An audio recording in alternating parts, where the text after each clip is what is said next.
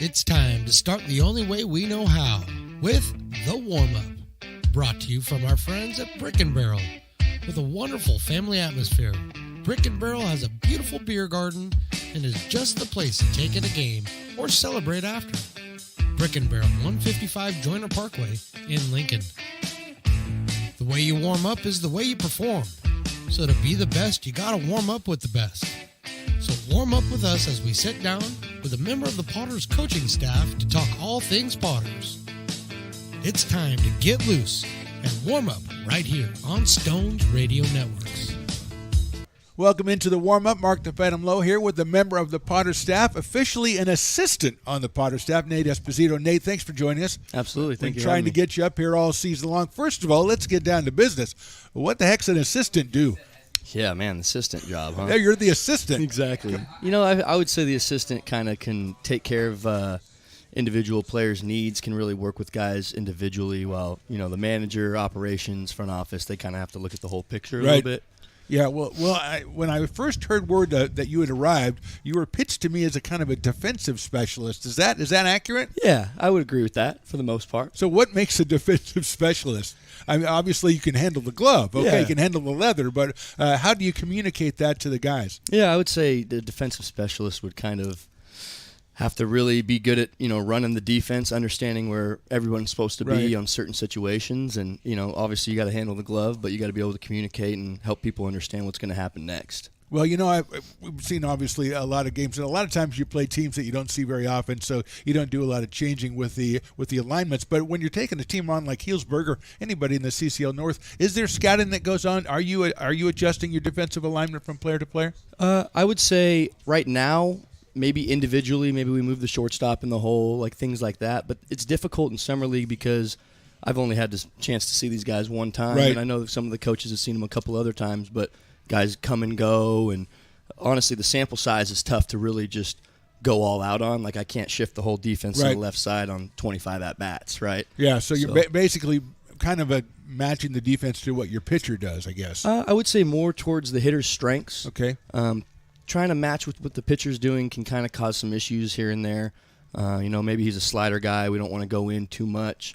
You know, he's going to start to figure that out and make an adjustment. A good college hitter will definitely do that. Well, tell us a little bit about yourself, Nate. How did you manage to find yourself? Again, I heard about you. Yeah. I said, hey, Nate's here. I said, oh, my gosh, that's fantastic. But tell us a little bit how your journey and how you got here. Yeah, so grew up locally, went to Granite Bay High School, ended up having, you know, a decent high school career, got a scholarship to Oregon State. Did the Oregon State thing for 3 years. Didn't end up playing as much as I liked to my junior year. Got in a little party trouble out, you know. Boy. Too much fun, yeah. We've been there. Yeah, exactly. Yeah. I ended up transferring out to Concordia for my senior year. Got drafted by the Royals, actually, and did 7 years in the minor leagues, a couple seasons in AAA, and then 2021 was my last season, and I didn't get a contract after that, and I ended up coaching. Oh, that's great. Really, so how did you end up coaching with the Lincoln Potters? Oh, okay. So actually, I grew up with Marge. He's a few years older than me. He went to Granite Bay High School. He's a few years older than everybody. Yeah. And we've always been, you know, kind of talking and communication. So, you know, we ended up talking about it, and he's like, come home for the summer, come coach, and it's been really fun. That's fantastic. Yeah. I want to go back a little if I can. You talked about being in Oregon State and then kind of having to leave and go somewhere else. Mm-hmm. A lot of times we after kids are out of high school and they go to college, we kind of forget about them. Okay, they're on the right track, but there's still a lot of maturing for kids to do, right, when they're in college. And you've got a lot of the kids that are that age here, so you're kind of in a unique position. So you can tell them, hey, this is kind of the pitfalls. Absolutely. This is what happens. How much of that are you able to do with these guys? A lot. I would say that's a big role of mine, kind of trying to keep them, you know, keep those blinders on and kind of lead them in the right direction. Just because, you know, I've done it all. I've experienced a ton.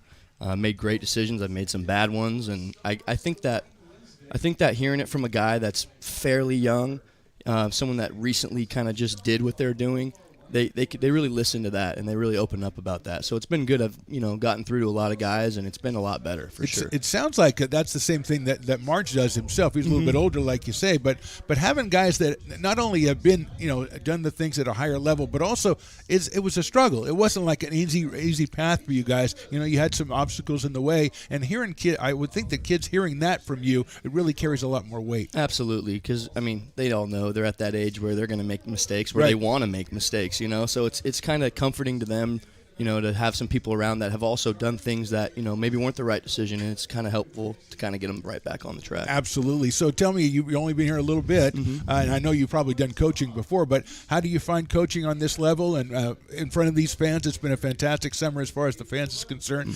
and going forward, is that the path you're going to follow? Yeah, absolutely. I actually was plumbing for a year after I was done playing. Again, we all do. Right? Yeah, exactly.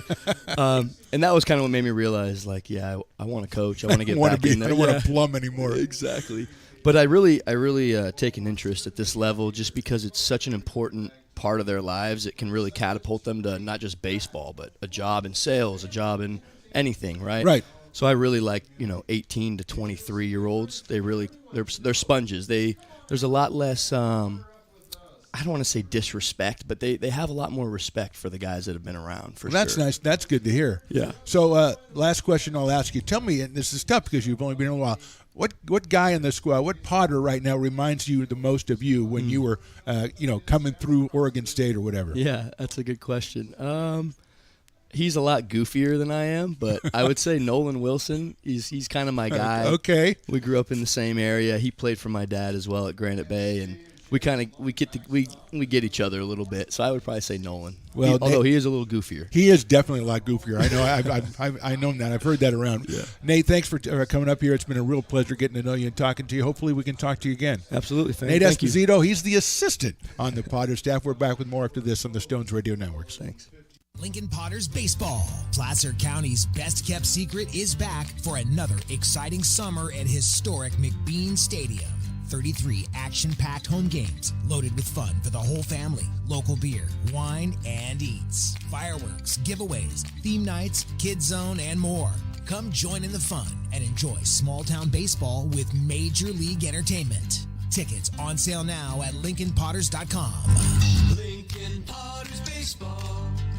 Come on out and join in the fun. Here's a quick look back at Potter seasons past. Sacrifice fly. Romanowski looks back at Furry. High fly ball, right field. Going back is Lara. Still going back, and it's off the wall. Stanky's going to go into second. Furry's rounding third. The throw is out in the outfield, so it's a double, and going to third on the misplay is Jay Stanky.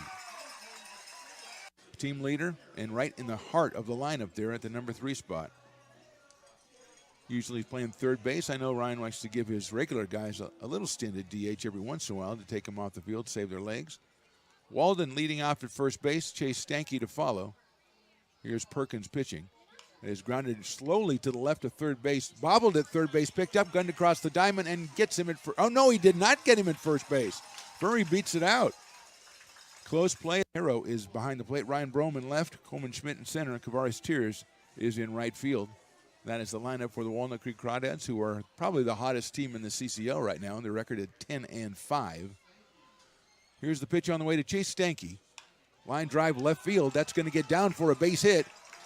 Here comes Walden. He will score. Furry is right behind him. Trey's going to score as well. That ball is thrown in, but it's going to be a 2-run double for Chase Stanky, and the Potters take a 2-1 lead. 3-1 pitches hit well to left field. Going back is Brome. Still going back. That ball is over the fence. That's a home run. And JT doesn't know it. If I know it before he does, that is strange. JT Walden took the one he hit earlier, straightened it out, left center field, a 2-run home run to give the Potters the 6-1 lead, and he's got the flag. Stones, look at the flag he's got. He's waving the flag. I don't know where that flag came from, and He was very impressive in that at bat. But right now, it's Nolan McCarthy who singled and grounded out, so he is 1 for 2. That is hit a line drive right to the left fielder. Brum goes over, reaches up. Did he get it? No, it's down over his head. Going around second. Here comes McCarthy. He's going to slide into second. He is out at second base. A great throw, high fly ball. That's well hit to left field. Brum goes back, still going back, reaches up. That ball is out of here. Brennan Roselle, the Fighting Zebra alum, pounds one to left field, and the Potters lead this one 12-3. And somehow he's got the flag too. The flag's up here out of nowhere. Maybe somebody handed it to him. I'll give you that. A 2-run homer. Coming up, Potters Baseball on Stones Radio Networks.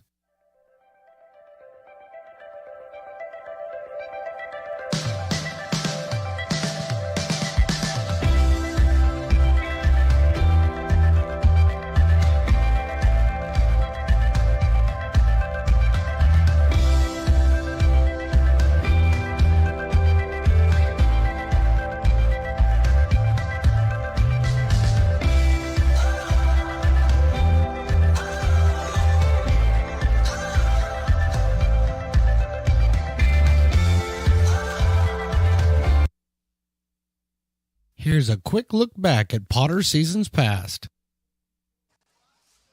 3. Hit high, hit deep, hit out of the park. If it's fair, it is fair. Forget about that one. Justin Olson got a hold of another one, and nobody gets a hold of him like Justin Olson. 2-run home run. Potters lead this one 5-3.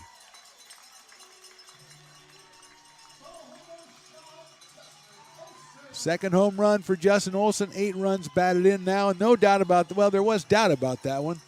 Would it go foul before it left the Earth's gravity? 1 ball and no strikes. Now, I'm sure the Potters fans will say, well, wait a minute, what about that breaking ball that should have been a strike? That was hit sharply down the third.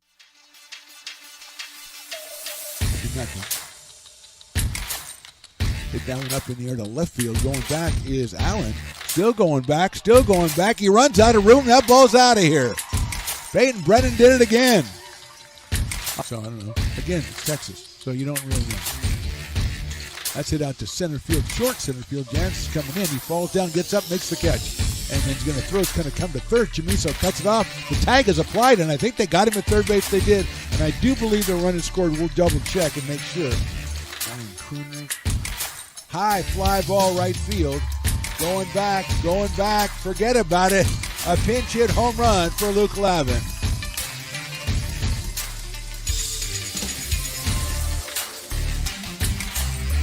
Fourth Potters home run of the game. 2 balls and 1 strike. Gaston comes down the line at the third. That's it sharply down the line at third. What a play by Furry. Gets up, throws it across the diamond on a hop to first. What a play by Trey Furry. The runner could not advance. Off first a little bit. Here's the 1-1. Line drive left field. Garrity's going back. He's still going back. Reaches up. And he can't. He got it. The throw comes in. First base relay. Double play. Garrity with an unbelievable catch that no one, including me, thought he caught because he was flying away. He jumps up, sticks the ball up in the air, gets it into the second baseman, Auden, who throws to first for the double play. Potters fans. Hello and welcome Potter to up. McBean Stadium in Lincoln, California for another exciting night of Lincoln Potters baseball. Mark the Phantom Low here with my partner, the great Stones McCoy, and engineer Riley. And tonight the Potters return to the Bean to host CCL North leading Healdsburg Prune Packers. The second of a 3-game series between the two rivals. The Potters took game 1 last night up in Healdsburg 13-8 behind a combined 7 runs batted in from middle infielders Luke Auden and Patrick Herrera, and a sterling effort on the mound from left-hander Arthur Steinkamp. 4 innings, 3 hits, no runs, and a very big W. Prune Packers remain atop the division by 3 over Walnut Creek and 9 over the Potters, so Lincoln needs another win tonight to remain a factor in the race for the postseason. We'll have it all for you, and it all starts with the first pitch right after this short break on the Stones Radio Network. It begins on the farm, where hard work breeds motivation. Care is taken under watchful eyes. With new growth comes inspiration, where playtime is mandatory. Welcome to Dueling Dogs Brewing Company. Meet the Stevens. A husband and wife who work hand in hand to craft exclusive small batch beer, mead, and cider. Using locally sourced ingredients to ensure freshness in every glass. We're a community of farmers, local artisans, and amazing food make for a truly inspired atmosphere.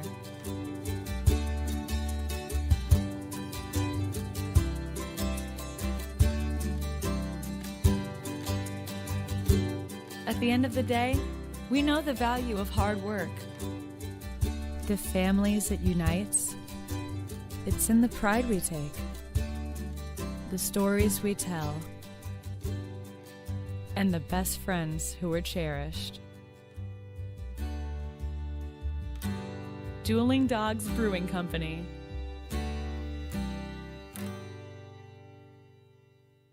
Hi, Bill Evans, President of the Placer County Association of Realtors. We're in the store, our conference facilities, an amazing team help us keep together an amazing organization, and we thank them all. This organization can't do what it does and can't run the way it runs without the help of so many members volunteering their time. The success of the Placer County Association of Realtors is largely dependent on our active volunteer members to help our organization and industry. The work of our committees greatly impacts our ability to champion efforts across the board and giving back to the Placer County community wherever we can. Like all service organizations, I wanted to serve. And getting involved with the affiliate committee was the perfect way to do that. I love being able to serve my community with my business friends and other leaders and give back to those who are in need. The thing I love about the PCAR committees is they all work toward the same goal of bringing the community together to support those in need in our surrounding area. I instantly came to the meeting and had a wonderful time, felt like I was a part of something bigger, and it was just the start of my leadership journey.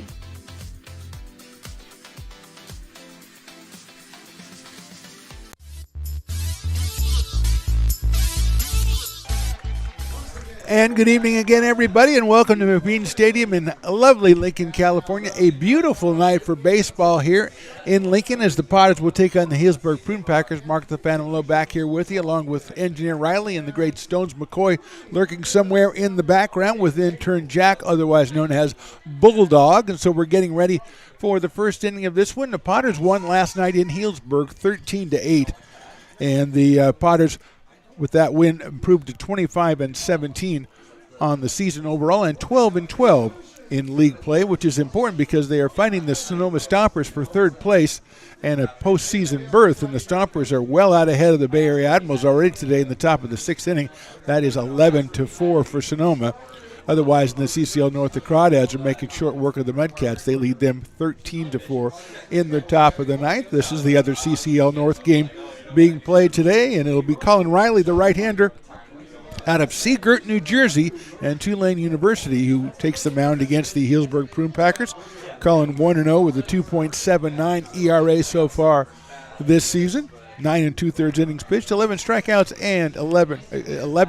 and 8 walks for Colin Riley. And he'll face a lineup of Prune Packers, a very impressive lineup. Robbie Hamchuk, the center fielder, leads it off. Then Blake McDonald, the catcher, batting second. Hitting third is Hunter DeRoe, the second baseman. Ivan Bredauer, the first baseman, the right fielder, batting the cleanup spot. First baseman is Connor Sharpio. He's batting fifth. He will be ahead of Cameron Nickens. Cameron is the DH. He's hitting sixth. Then Peyton Schultz, the third baseman. Alex Leopard, the left fielder. And Kyle Russell, the shortstop, batting ninth for the Healdsburg Prune Packers. They come in at 33-4 on the season. Chris Stamos is the pitcher for the Prune Packers when that time comes. But right now it's the Prune Packers on offense as Colin Riley finishes up his warm-up tosses. The right-hander, as we said, from my favorite hometown this year, I think, is Seagirt, New Jersey, 6'2" and 200 pounds for Colin, out of Tulane University. Potters with their powder blue jerseys, orange lettering, white pants, and blue socks. Healdsburg just wearing out what I call the wine country burgundy and gray. That's a little darker than burgundy this time for the undershirts for the Prune Packers. As Willie Preston, the best in the business, blaring the Sympathy for the Devil out over the speakers as we're ready to get started. The ball going down to second from Luke Lavin, the catcher for the Potters, was at the defensive alignment after this batter, but we'll start off with the batter, Robbie Hamchuk, the center fielder who comes to us out of San Jose State University. Robbie hitting at .410 on the summer with 3 home runs and 13 runs batted in. 2 for 5 in the game last night between these two teams. Also, he had a home run in that game, one of 3 home runs for the Prune Packers. And here we go with the first pitch. It is a fastball in there for a strike at 87. Prune Packers had an 8-7 lead after 5 innings in that one. Then Arthur Steinkamp came out of the bullpen for the Potters, shut him down over the last 4 innings, and Lincoln scored 6 times, including 4 times in the 9th for the 13-8 win. But this is a new day, and the breaking ball is high, 1-1. Potters 9 behind the Prune Packers in the CCL North. Second place is Walnut Creek, the Crawdads. Before today's game, which is almost certainly a win, that one's fouled back, was 3 behind the Healdsburg Prune Packers. The second and third place teams play off in a 1-game playoff in the CCL North, and they'll take on the number 1 team for the North Division Championship and advance to the state playoffs. Here's the 1-2. Hit sharply right out to second base, scooped up by Patrick Herrera, over to first for the out. So Hamchuk is retired, 4-3, 1 out, and here's Blake McDonald, the catcher. And while we take time for Blake to walk up to the plate, let's go over that defensive alignment. Ben Higdon's in left today, Tyler Garrity in center, Dominic Rodriguez out in right field, Zach Chamiso moves over to third base, Luke Auden the shortstop, Patrick Herrera, the aforementioned, at second, Ruben Church the first baseman, Luke Lavin behind the plate, Colin Riley on the mound, and Peyton Brennan is your designated hitter, as here is McDonald. Swing and miss off speed pitch.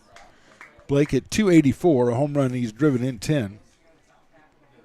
Out of Santa Rosa, California, senior at the University of Arizona. Right-hander against the right-hander, Colin Riley. Just getting started here. That one's fouled straight back to the screen. 86 miles an hour from Colin Riley. Potters up and down the last 4 games. They won a big road game last Friday in Walnut Creek, then came back and had a 5-0 lead at home on Saturday and lost that one 9-6.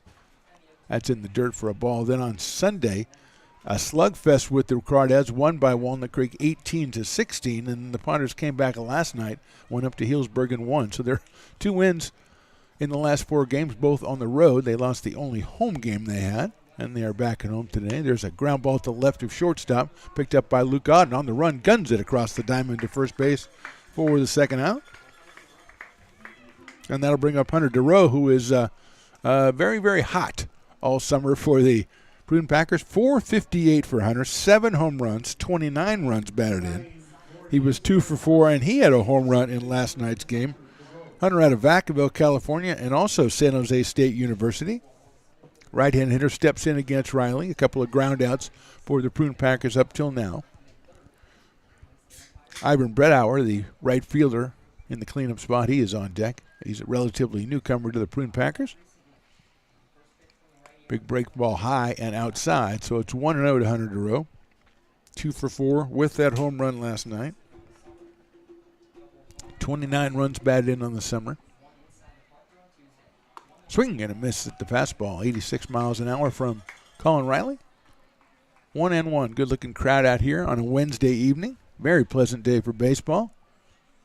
Barry Zito or somebody wearing his jersey sitting right in front of us. That's pretty exciting. Probably the latter. 2-1 now as that breaking ball misses outside. Hobby with his quesadillas and tacos isn't here today, so Fat Cat's going to have a lot of work to do. 2-2 as he fouls out one bat. Bill over at Fat Cat's going to be busy all day long as it's a great-looking crowd out here, and they're going to get hungry. That's going to happen. You know. And I tell people you don't want to eat before you come out to Potters games, and it's definitely true. 2 balls, 2 strikes on Hunter DeRoe, 2 outs here in the first. Outfield pretty much straight away for Hunter. That's down in the dirt, 3-2. Full count on Hunter DeRoe. Sun plays a part in everything that goes through probably about the first 4 or 5 innings at this time of the year, especially in the left side, even in the infield on a high chopper for Chamiso at third and Auden at short. 3-2 pitch, hit down to Chamiso, but it's a foul as Zach tries to backhand it, and it goes past him down into the bullpen area for the Prune Packers. So it's 3-2 once again. Tyler Garrity is straight away and deep in center field. And Rodriguez is out in right field. He is also straight away and medium deep. Van Higden in left field. Here's a 3-2 again from Riley. That's in the dirt ball 4. So he chose not to challenge Duro, and Hunter is on for the first base runner of the game, and that will bring up Ivan Bredauer, the right fielder. Ivan from Revere, Massachusetts, and the University of California at Santa Barbara, which is probably more pertinent. Aaron, the broadcaster from the Prune Packers, was trying to explain the whole Massachusetts thing, and I kind of zoned off after a while, so I didn't really get the whole thing. Big right-handed hitter, though. Here's the pitch. It is down low for a ball, or no. Don't have any stats for Ivan, as I believe this is his second or third game. Good lead at first by Duro. Here's the pitch. It's hit high up in the air to the right side and out of play. 1 ball and 1 strike to Ivan Bredauer. Just getting started here, top of the first, 2 outs. Duro gets the walk on the 3-2 pitch. Ivan Bredauer, 6'6" and 245 pounds, and I will attest to every bit of that from here. Duro leads at first base, not a huge lead. 1-1 pitch is high with a fastball at 86 for 2-1. So a couple of ground outs from Hamchuk and McDonald, then Duro works the full count walk. I guess Riley the engineer was listening more. Ivan is not from Massachusetts, but his parents are from Massachusetts. Okay, thank you, Riley the engineer. Well done, sir. 2-1 pitch. Inside corner, nice taking something off that for Colin Riley. 2-2. Massachusetts, not easy to say. So I'd rather somebody was from Rhode Island or somewhere because it's much easier to say. Here's the 2-2. That one's very high, even to the 6'6" Bredauer. 3 balls and 2 strikes for the second straight hitter here. On deck is Connor Sharpio, who's no bargain at .413 on the season.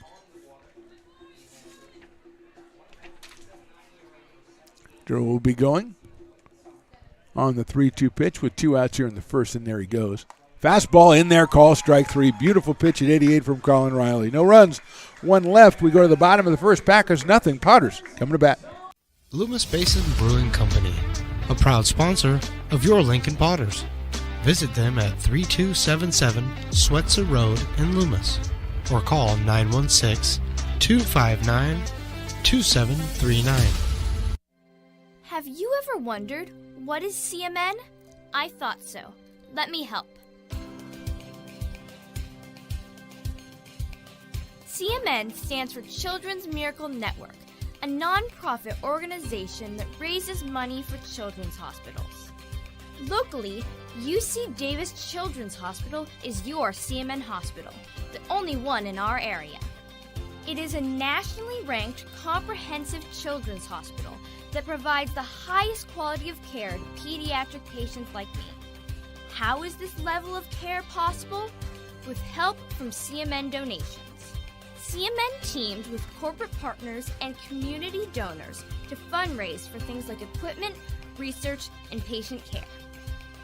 All money raised locally during campaigns like this stays local to support children treated at UC Davis Children's Hospital. Sick and injured kids can't wait to get the care they need. And thanks to generous donors, partners, and fundraisers like you, we don't have to. Please give wherever you see the Miracle Balloon, and thank you for supporting CMN at UC Davis. Lincoln Potters Baseball. Come on out and join in the fun. Bottom of the first inning. Prune Packers did not put any runs up on the board, so the Potters will try to take an early lead. Luke Odden, the first hitter, then Zach Chamiso and Ruben Church, the first 3 for the Potters against Chris Stamos, the left-hander out of Altadena, California. 6'4", and he's been really, really good so far this summer, 2-0. He has an ERA of 0.00, 15 innings pitched, 25 strikeouts, and just 4 walks. He pitched 4 innings against the Potters back on June the 14th and gave up just a single hit in the game won by the Prune Packers. So here is Luke Odden, .286 for Luke, .527 for the on-base percentage. He's driven in 11. Fastball is inside. He scored 18. Just game number 17 for Luke out of Georgia Southern University.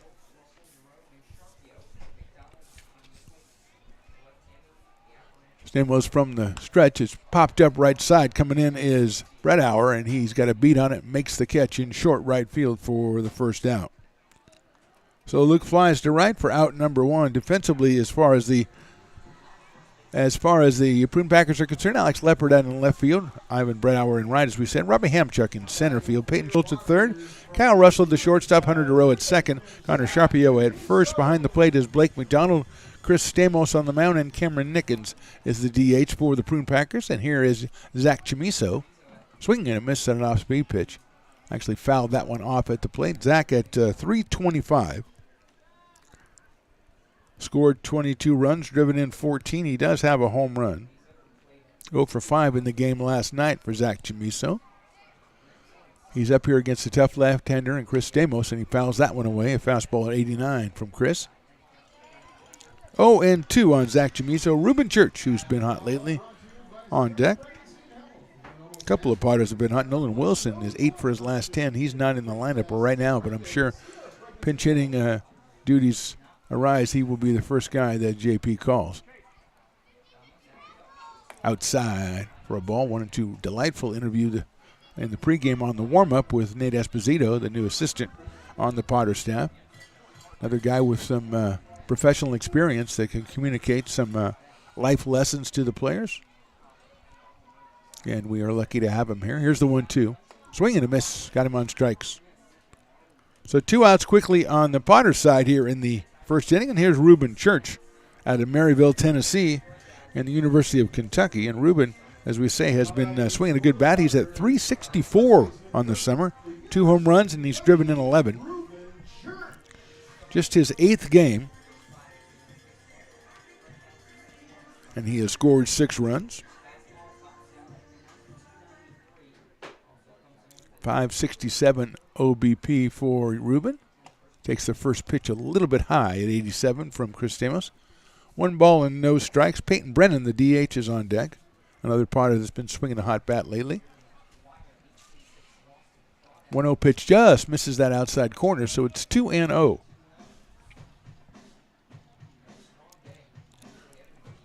To Ruben Church, and Ruben obviously trying to get something he can drive with a 2-0 pitch coming up from Stamos. Chris with the stretch.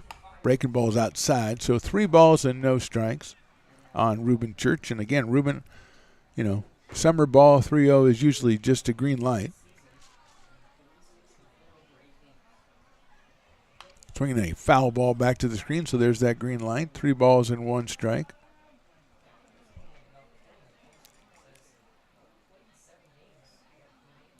Brennan to follow for the Potters. 2 outs here in the bottom of the first. And Church waits the 3-1 pitch from Stamos. Hits one well to right field. Moving back is Bredauer. Now he's got it right in front of the track for the 3rd out. So Church hit it very well, but hit it right at Ivan Bredauer out in right field. 1-2-3 for the Potters. We go to the second. Potters nothing. Prune Packers nothing. It begins on the farm, where hard work breeds motivation. Care is taken under watchful eyes. With new growth comes inspiration, where playtime is mandatory. Welcome to Dueling Dogs Brewing Company. Meet the Stevens, a husband and wife who work hand in hand to craft exclusive small batch beer, mead, and cider. Using locally sourced ingredients to ensure freshness in every glass. Where a community of farmers, local artisans, and amazing food make for a truly inspired atmosphere.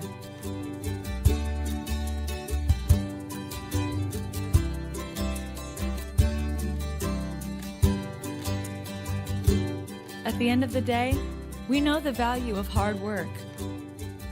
The families it unites, it's in the pride we take, the stories we tell, and the best friends who are cherished. Dueling Dogs Brewing Company. Lincoln Potters Baseball. Come on out and join in the fun. Top of the second out here at McBean Stadium. A great crowd out here to watch a little bit of baseball. We go to that top of the second with no score. Connor Sharpio, then Cameron Nickens and Peyton Schultz, the first three hitters for the Healdsburg Prune Packers against Colin Riley, who gave up a base on balls and got a strikeout in that first inning. Sharpio out of Santa Rosa Junior College, headed for Long Beach State, and his first pitch is a ball. So he is hitting at .413 on the summer. 3 home runs, 15 runs batted in. He had a home run in last night's game. Breaking ball just a little bit high. 2 balls and no strikes. Nickens and Schultz to follow Connor. And you can see that Fat Cat's doing a great job. That one is also high. As the dogs and the brats are coming up in the stands, you can see Riley the engineer that people have kind of caught on to the fact that Fat Cat's the place to go tonight. And they are definitely taking care of it. Cowbells are coming out. It's a 3-0 pitch. It's right down the middle, 3-1. Took something off that at 84. So 3 balls and 1 strike on Connor Sharpio. Open up the top of the second here from McBean Stadium. That one is also in there for a strike. 3-2.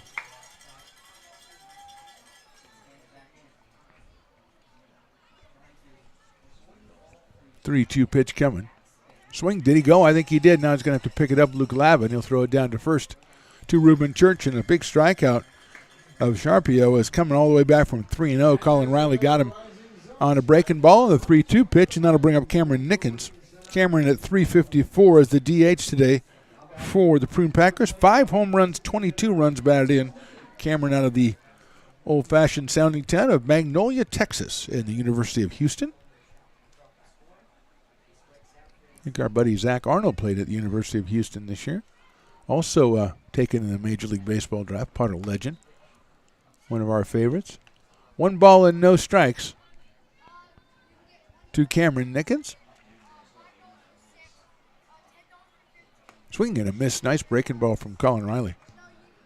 Even accounted 1 ball and 1 strike. Peyton Schultz on deck for Healdsburg. Another breaking ball. That's in there for a strike again. So the off-speed working so far for Colin Riley here in the second inning. He's ahead of Cameron Nickens, but Nickens, as we said, 5 home runs, so he's a dangerous right-handed hitter. High for a ball. 2-2 now.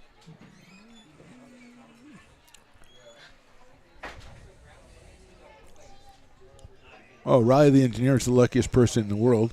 His dad, the famous Stones McCoy, well, allegedly. 2-2 pitch, look out. The bat goes somewhere, but the ball goes into the catcher's glove, so it's a strikeout for Riley. Second in a row, third of the game, and I'll bring up Peyton Schultz. Riley, turn the camera back on yourself. I want to show people what it is that you got going over here, because this is insane here. Turn it around, show yourself, show Riley the engineer. See if you can do that. This is also a test for you. There you go. Now I want you to show. There comes Dad in the back. All right, show what he's got. Look at that. He's got and it kind of looks like a Dodger helmet. So that's the only thing that's wrong. But there you go. See, now you got to show the ice cream to the people, not the. There you go. Now you figured it out, folks. We're still a work in progress. It's only been 6 summers. Thank you, Riley the engineer. There are some people who think you didn't exist, and so I had to go ahead and put you on there. Swing and a miss. With a special shout out to Ben's mom, Ben Higdon's mom, Carol. I think her name was Carol. Back in Kentucky. She always asking about Riley the engineer, and now she's seen him, and he's got ice cream, and that looks so good. That one's hit well down the left field line. Giving chase is Higdon, and he's not going to be able to get it. He's going to right up to the fence in left field. Ben picks it up and gets it back into the infield, but it's a double for Peyton Schultz. First hit of the ball game, and it gives the Prune Packers a runner in scoring position and brings up Alex Lempert, the left fielder. Alex from Sebastopol, California, Santa Rosa Junior College, tremendous program at Santa Rosa Junior College, member of the Big 8 Conference, left-handed hitter hitting .320. He steps in with 2 outs and a runner at second. That's as up close as personal I've ever been to the ice cream in the helmet, and that's astounding. And I love the way that Riley and his dad, they showed me the spoon. I didn't want to see the spoon on camera. That is in there for a strike. I wanted to see the ice cream. And after a while, they got it, figured it out, turned it to the right angle. Professionals, as they are. Kyle Russell, the number 9 hitter on deck, but right now it's all about Alex Leopard, left-handed hitter. Auden trying to keep the runner close at second, swinging a miss on the outside corner. Quickly 0-2 against Alex Leopard. 2-out double by Peyton Schultz. Peyton came in at 342, so no surprise there.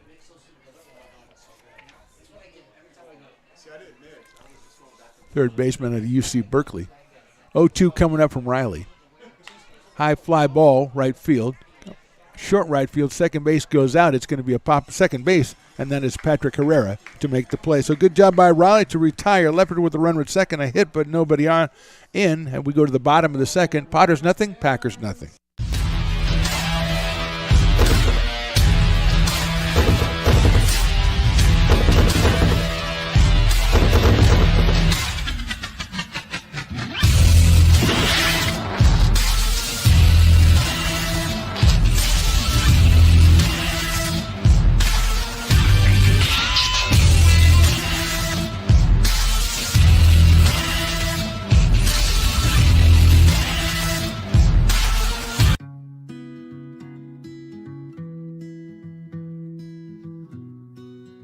Lincoln Area Archives Museum is the official partner of the Potters' 100th anniversary season. The museum is located just around the corner in Bierman Plaza in the center of the Old Historic District.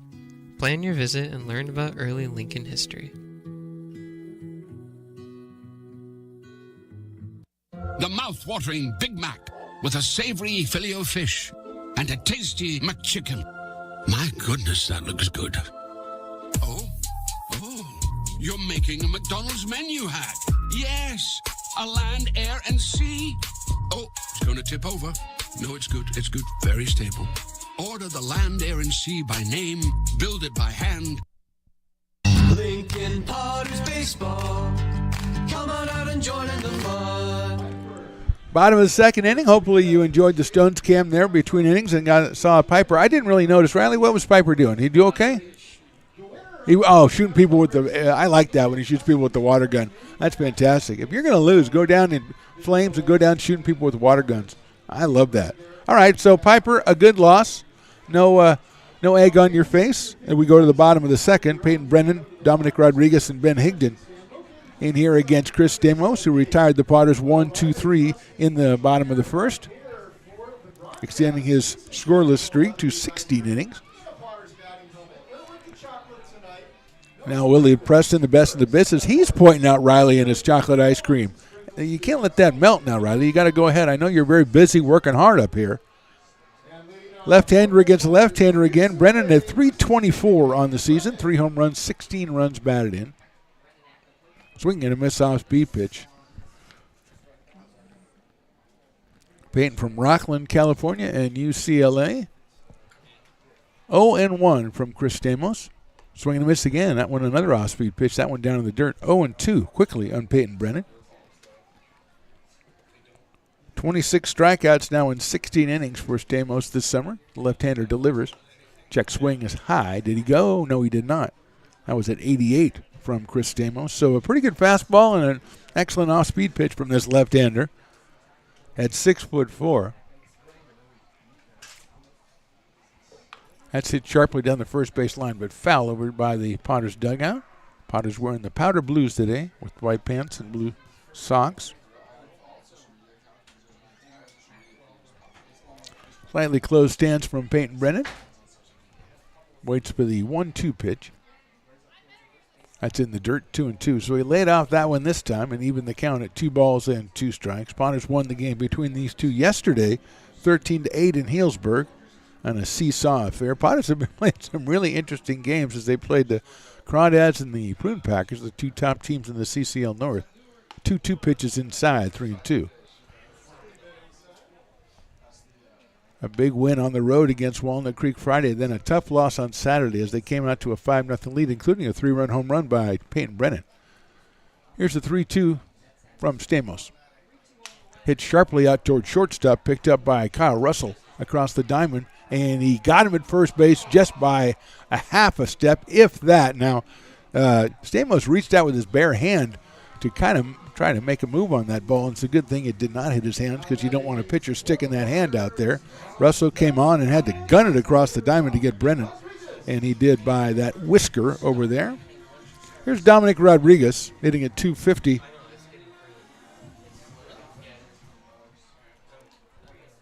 Had a 4-hit game against the Crawdads. Here's the pitch. That is outside and low. 1-0. Brennan really got down the line quickly. Ball was not hit that hard.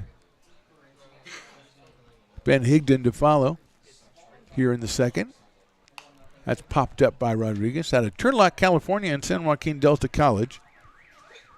Dominic has 5 runs batted in. Just playing his 9th game for the Potters. Scored 7 runs, drove in 5. High fastball from Stamos, right around 88, 89 with his fastball so far. 2-1 on Rodriguez. Potters back home, play on the road tomorrow at Healdsburg, then back home against Walnut Creek on Friday.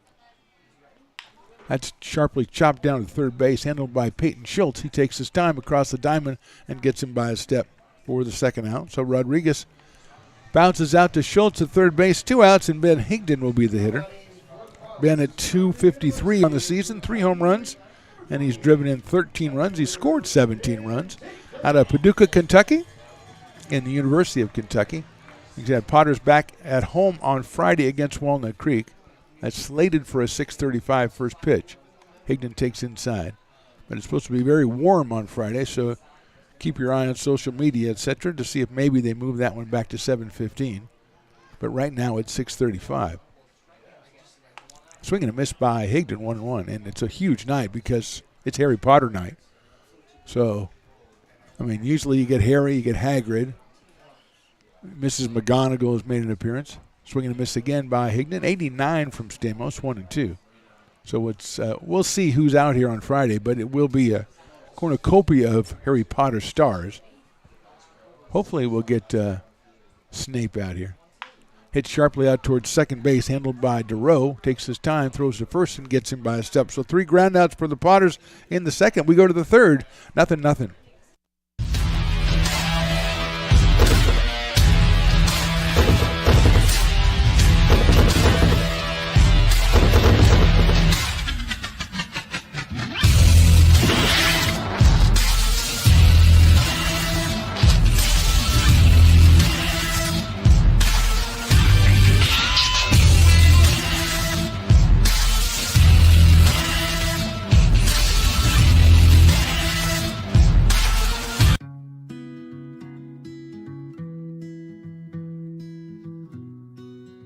Lincoln Area Archives Museum is the official partner of the Potters' 100th anniversary season. The museum is located just around the corner in Bierman Plaza in the center of the Old Historic District.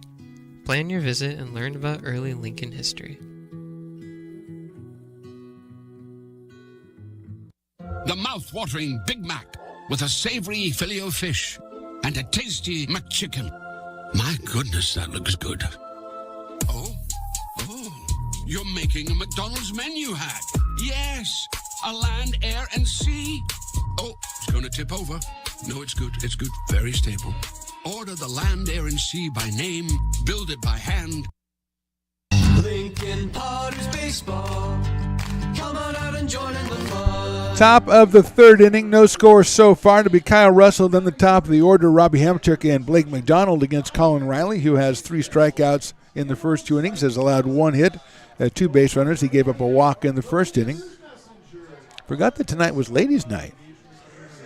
There's several, I think $2 off a wine, and there's $5, a 12-ounce, I got to check, it's Stella Rosa, I believe. So enticing for the ladies to come out tonight, and a great crowd out here on a Wednesday night, on a very nice baseball-friendly Wednesday night. And here's Kyle Russell, the shortstop, who was also today's dueling dog batter, which means if he strikes out, 50% off Dueling Dogs products down at the Brick and Barrel backyard down the first base line. First pitch is in there for a strike. Kyle hitting it to 226. He comes to us out of University Place, Washington, and Washington State University. The shortstop for the Prune Packers. Here's the 0-1. It's high up in the air down the right field line, but I think it's going to out of play unless Ruben Church gets over. And many thirsty fans tell Ruben Church to get away from it as it hits on top of the awning out there in the BIP section down the right field line. So it's all happening down the right field line. BIP, Brick and Barrel, 2/3 of the way to 50% off, and this crowd looks like it could use it. Couple of dueling dogs. 0-2 coming up from Cullen Riley. Hit out towards shortstop. Auden has it and delivers it over to first base in time. So not a strikeout, but an out nonetheless. One down here in the third, and Robbie Hamchuk coming to the plate. Robbie was 0 for 1 so far tonight. Grounded to second back in the first inning to start the game off. Came in hitting .410 for the Prune Packers out of San Jose State University. 2 for 5 with a home run in yesterday's game up in Healdsburg. Won by the Potters 13-8. Again, they'll play the third game of this series, and that'll be the last the Potters will see of the Packers tomorrow night in Healdsburg. Usually that's 6:05 in Healdsburg. You can make the trip if you want to go over there or listen to our buddy Aaron on Healdsburg radio. Another breaking ball. That stays high, 2-0. Hamchuk, and then followed by Blake McDonald here. 3 home runs, 13 runs batted in. That's hit high up in the air, short center field. Now coming back into the infield, knocked down, and Herrera has it. So knocking those down very quickly out there and bringing them back to old Patrick Herrera. 2 outs, and Blake McDonald coming to the plate. Blake grounded out to shortstop his first time up. The catcher out of Santa Rosa, California. 6-footer, 200 pounds. 197 according to the roster. 1 home run, 10 runs batted in for Blake. Takes that one outside. Goes back to the backstop. Luke Lavin behind the plate for the Potters in this one.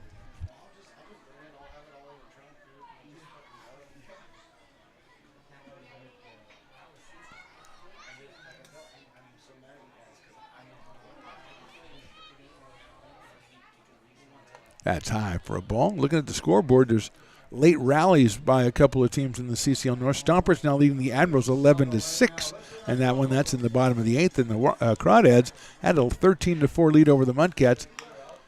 It's a big chopper down the third, and Chamiso has it on the run across the diamond and gets him at first. Good inning by the Potters. Crawdads quickly leading the Mudcats 13-9 in that ball game in Walnut Creek. 1-2-3 for the Packers in the top of the third, and we go to the bottom of the third. Still no score.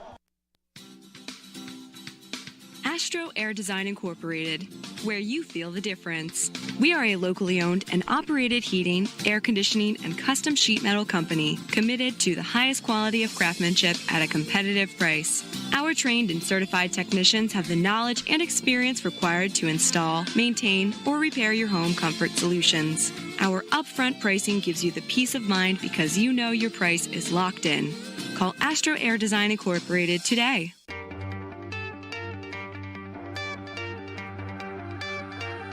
Gooseport Public House.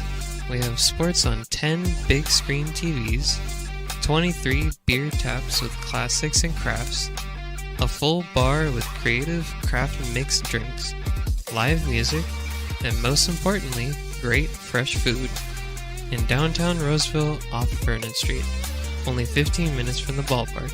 See ya at Gooseport.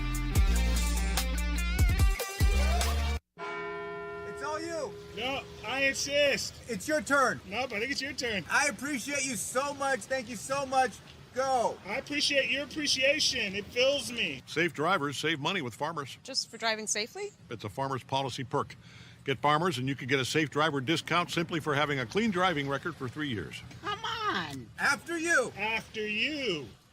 Safety first. Get a whole lot of something with Farmers policy perks. We are farmers. Bum, bum, bum, bum. Lincoln Potters Baseball. Come on out and join in the fun. Bottom of the third, no score so far in this one. Chris Stamos has retired the first 6 batters he's faced for the Potters. He'll go up against Patrick Herrera, Luke Lavin, and Tyler Garrity. And Patrick Herrera is very, very hot lately, 5 for 8 in his last 2 games. He's homered in both of those games. He's raised his average to 346 on the season. He has 3 home runs and 9 runs batted in. He lifts that one up in the air toward right field, going out to second baseman, coming in the right fielder, Brett Auer, and he'll make the catch. 1 pitch and 1 out here in the bottom of the third, and that will bring up Luke Lavin, the catcher, out of Laguna Beach, California, headed to Stanford University. Luke at 242 on the summer and 2 home runs, left-hander against left-hander, with Tyler Garrity to follow.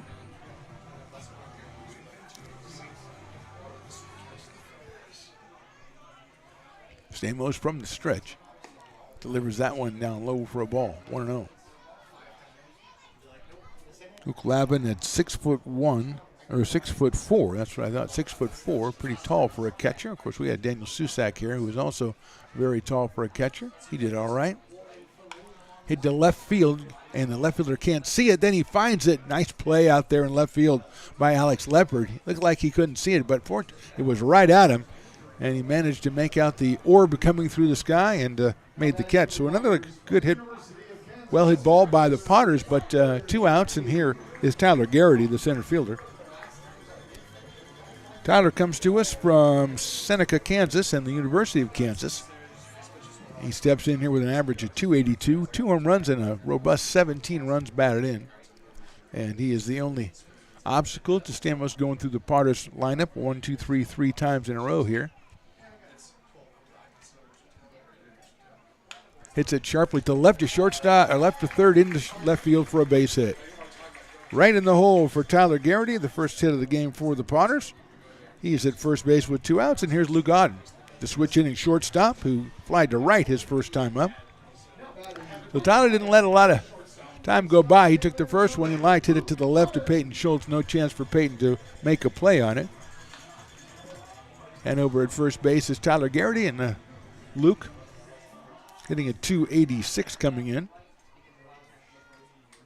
Takes a fastball in the inside corner at 89 for a strike. 0-1 to Luke Auden.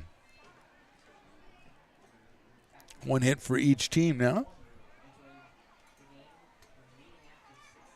Short lead for Garrity at first against Stamos. Here's the pitch.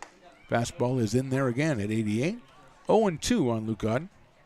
Luke hitting right-handed against the left-hander Stamos.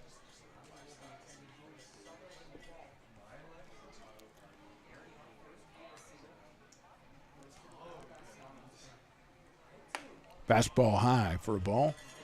1-2. So Stamos bringing out the fastball 3 times in a row, right around 88 and 89 miles an hour. That one missing a little bit high. So another shot for Luke Auden. No home runs so far for Luke in this one.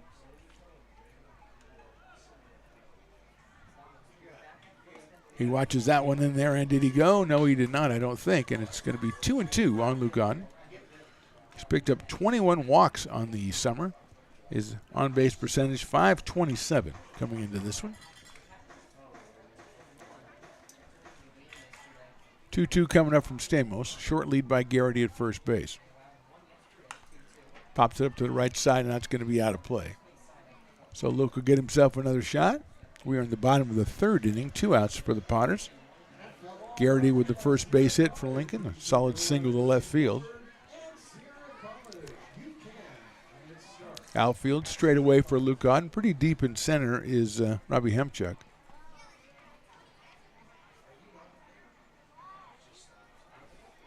Staring down Garrity at first. Here's the pitch. It's hit into the hole, into right field this time as the runner was going. He will make third. Garrity took off, and a bouncer right into the hole, vacated by second baseman Hunter DeRoe. And 2 hits in a row for the Potters. Moving all the way to third is Garrity, and it's first and third now in Zach Chamiso. Zach at 325 struck out in the first inning, and he has to know that Grandma and Grandpa Chamiso flagged down Stones McCoy before the game and had a little chat with Mr. McCoy about things. Set him straight on a couple of things, I think, and Stone said, I kind of like those guys. So they're in the house checking out Zach. Let's see what he can do here with 2 on and 2 out. Takes that one outside for a ball. So 8 retired by Stamos. All of a sudden, a couple of base hits for the Potters. And Chamisa with a 1 ball, no strike count. He's got 14 runs batted in on the season. He does have a home run. Line drive. That's caught by the shortstop, Kyle Russell. What a play by Kyle Russell at shortstop. That one headed to left center field. No runs, 2 hits, and 2 left. We go to the 4th. A disappointed Potters crowd. Nothing for the Potters, nothing for the Packers.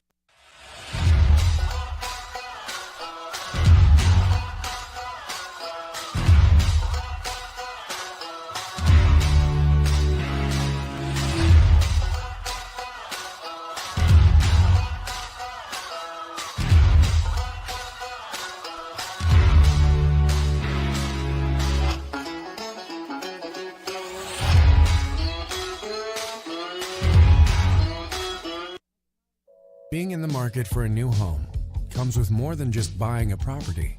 It is finding the right house in the right neighborhood in the right community. Since 2005, Lori, with Frey & Associates Real Estate, has lived and worked as a real estate broker in Lincoln. She is passionate about local organizations and volunteers with them as well. She's knowledgeable, she knows, she asks a lot of questions, she gets things done. We still learn a lot from Lori. And she's very helpful, very positive, and has been wonderful broker. We at Frey & Associates are your local hometown realtor, and we are here for you.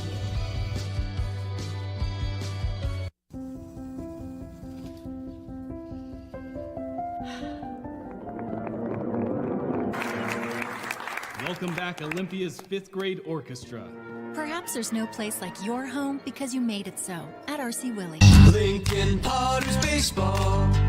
Come on out and join in the fun. Top of the 4th here. Kyle Russell's sensational catch robs the Potters of a run, so we're still nothing. Hunter DeRoe, then Ivan Bretthauer and Connor Sharpio, the first 3 hitters for the Packers against Colin Riley, who's given up 1 hit over 3 innings and struck out 3.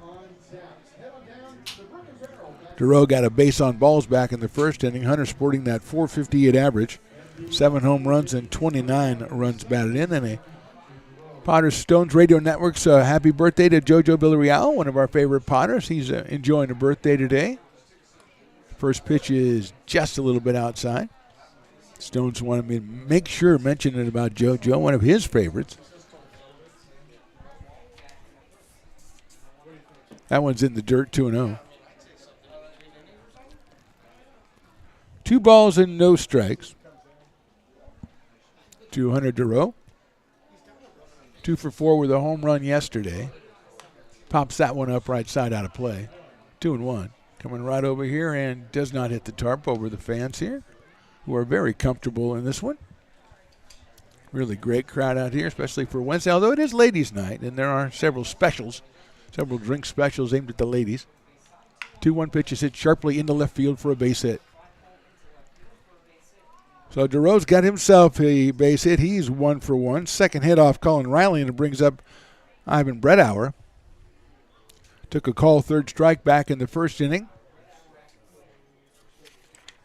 Ivan 6'6", 245 pounds. UC Santa Barbara for Ivan.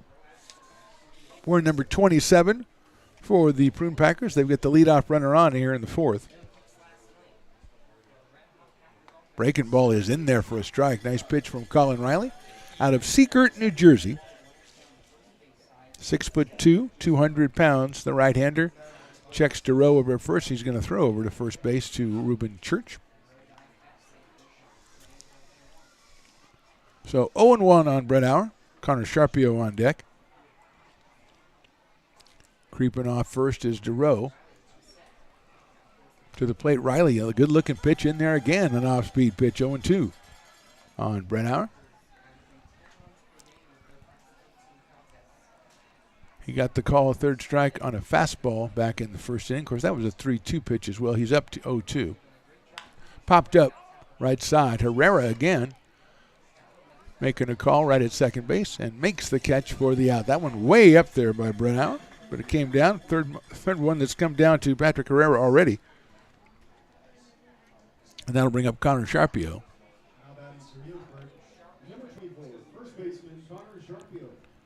So here's Sharpio.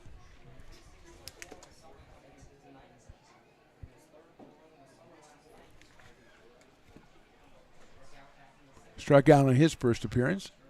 Takes a fastball outside.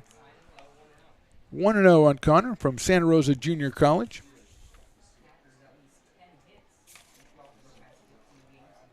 Headed to Long Beach State, batting at .413 on the summer.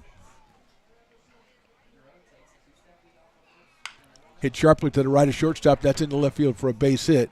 Higdon picks it up, gets it in quickly, but 2 on with 1 out for the Prune Packers as Sharpio comes through with the second hit of the inning, and that brings up Cameron Nickens, who struck out his first time up. But Cameron hitting at .354 out of Magnolia, Texas.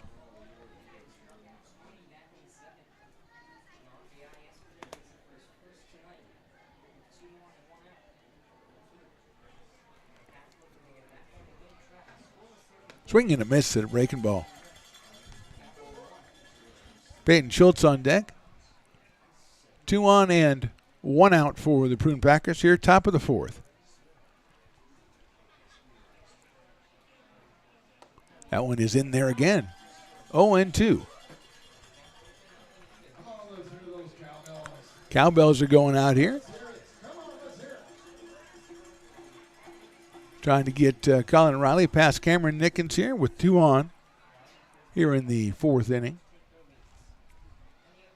That's in the dirt. Picked up. Nice job blocking it by Luke Lavin. Keeping Duro at second base. He was looking for a chance to take off, but Luke kept it right in front of him. Was able to collect it quickly and get it back to Colin Riley. So it's 1 ball and 2 strikes now. These two teams meeting again tomorrow up in Healdsburg or over in Healdsburg. That's fouled out of play to our right. That'll conclude the season series. Already concluded with the Sonoma Stompers, so 3 to go against Walnut Creek. Then 3 to go against the Mudcats, and then 3 against the Admirals, and that's the end of the regular season. 5 games at home after tonight. Friday, Sunday, Wednesday, Friday, Sunday for the Potters. 1-2. Check the runner at second. Duro coming off. Here's the pitch. High for a ball. 2-2. 2 balls, 2 strikes on Nickens. First threat for the Packers, although they did have a runner at scoring position back in the second inning with 2 outs. And Leopard grounded to second base. That's outside in the dirt, 3-2. So had him 0-2, now it is 3-2.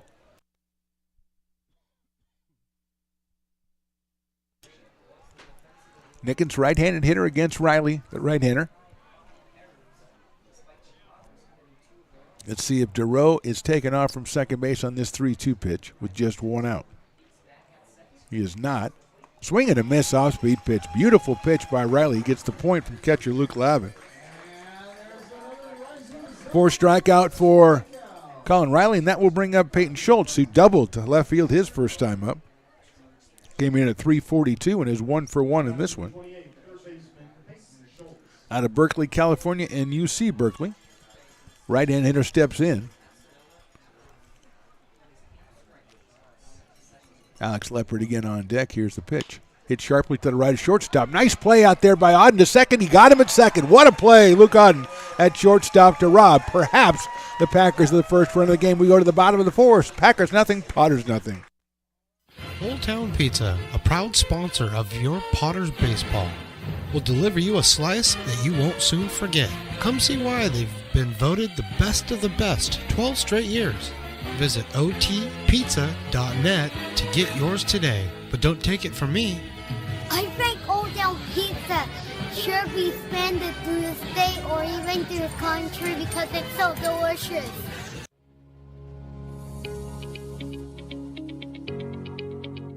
Placer Valley Tourism. Our mission is to increase the health of the hotel industry through occupancy and average daily rate in Roseville, Rockland, and Lincoln. Proud partner of the Potters in the 2023 West Coast World Series Tournament from August 8th to 11th.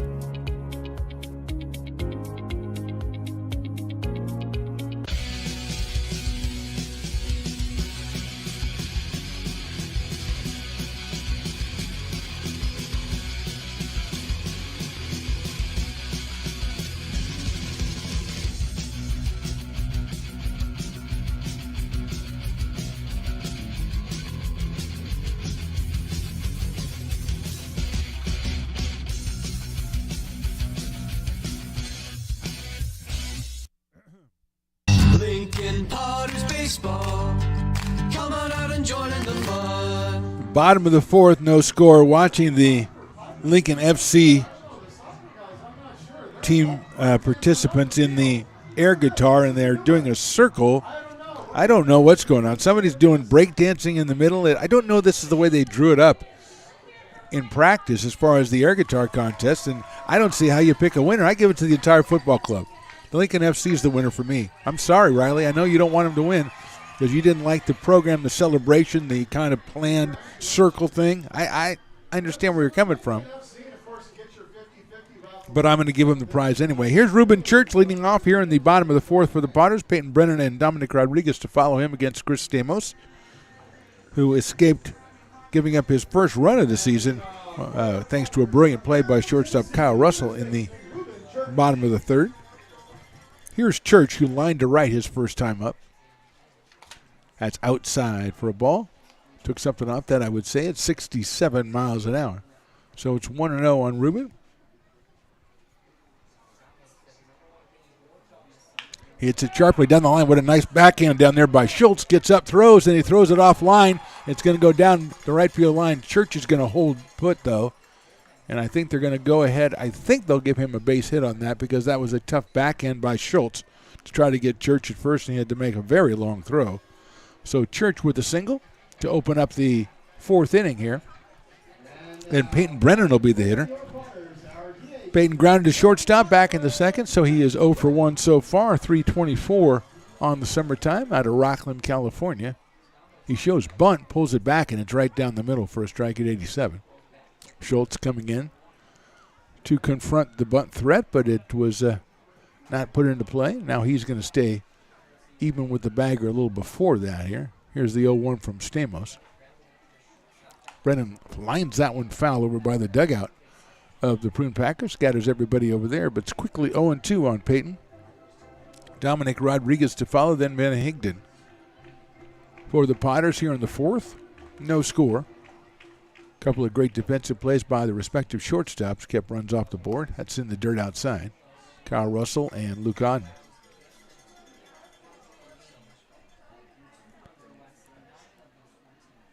Peyton has 3 home runs. He has 16 runs batted in. Short lead by Church at first base.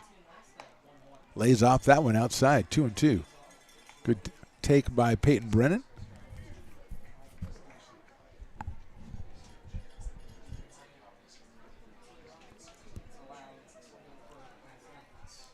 Two coming up to Brennan. Swing and a miss at a fastball. Got him on strikes. 1 out. And Dominic Rodriguez, who grounded to third his first time up. Last time, as we mentioned, about a month ago, a little over a month ago, Stamos pitched against the Potters, went 4 innings, gave up just a single hit. That was in a Prune Packers win back on June 14th. The Potters already with 3 hits in this one, but still have not scored. And here's Dominic Rodriguez, who is yet to get his first home run on the summer, and I think this would be a nice spot to plop it in right here. He takes it down low and outside for a ball, 1-0. 5 runs batted in for Dominic out of Turlock, California. He's a Turlockian or a Turlockite, or I don't know what he is. Fouled back to the screen. I'll have to work on that. A native of Turlock, I guess is what you say. Probably that's it. 1-1. Attends San Joaquin Delta Community College. 6'4", Dominic Rodriguez. Church still over at first base with 1 out now. 1-1 pitch to Rodriguez. Takes a fastball in there for a strike at 88. 1 ball and 2 strikes on Rodriguez. Ben Higden waiting for his chance on deck. We are in the bottom of the 4th inning from McBean Stadium on a perfect night for baseball.